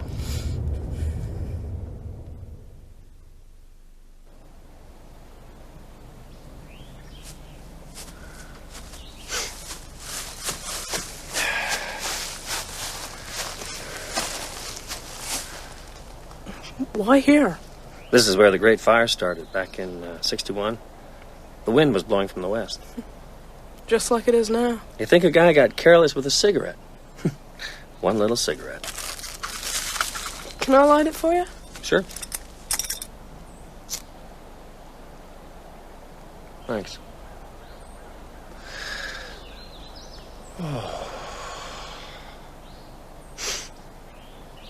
They have their places, but they could lose them. A lot of them could be killed or destroyed. It's a better word. But not all. You understand? Yeah. They're not bright. If they lose their bolt holes, they'll hide badly next time. 2 people could do well. Maybe it could be all finished by the time the first snow flies. Maybe it'll never be finished. No guarantees. But without something to drive them out, there'd be no chance at all. Yeah. It'll be ugly, dangerous. I know that. They say fire purifies. Purification should count for something. Don't you think? Yeah. We ought to go back. These things will be the death of me. Tonight they'll be on the run. And tomorrow? You and me.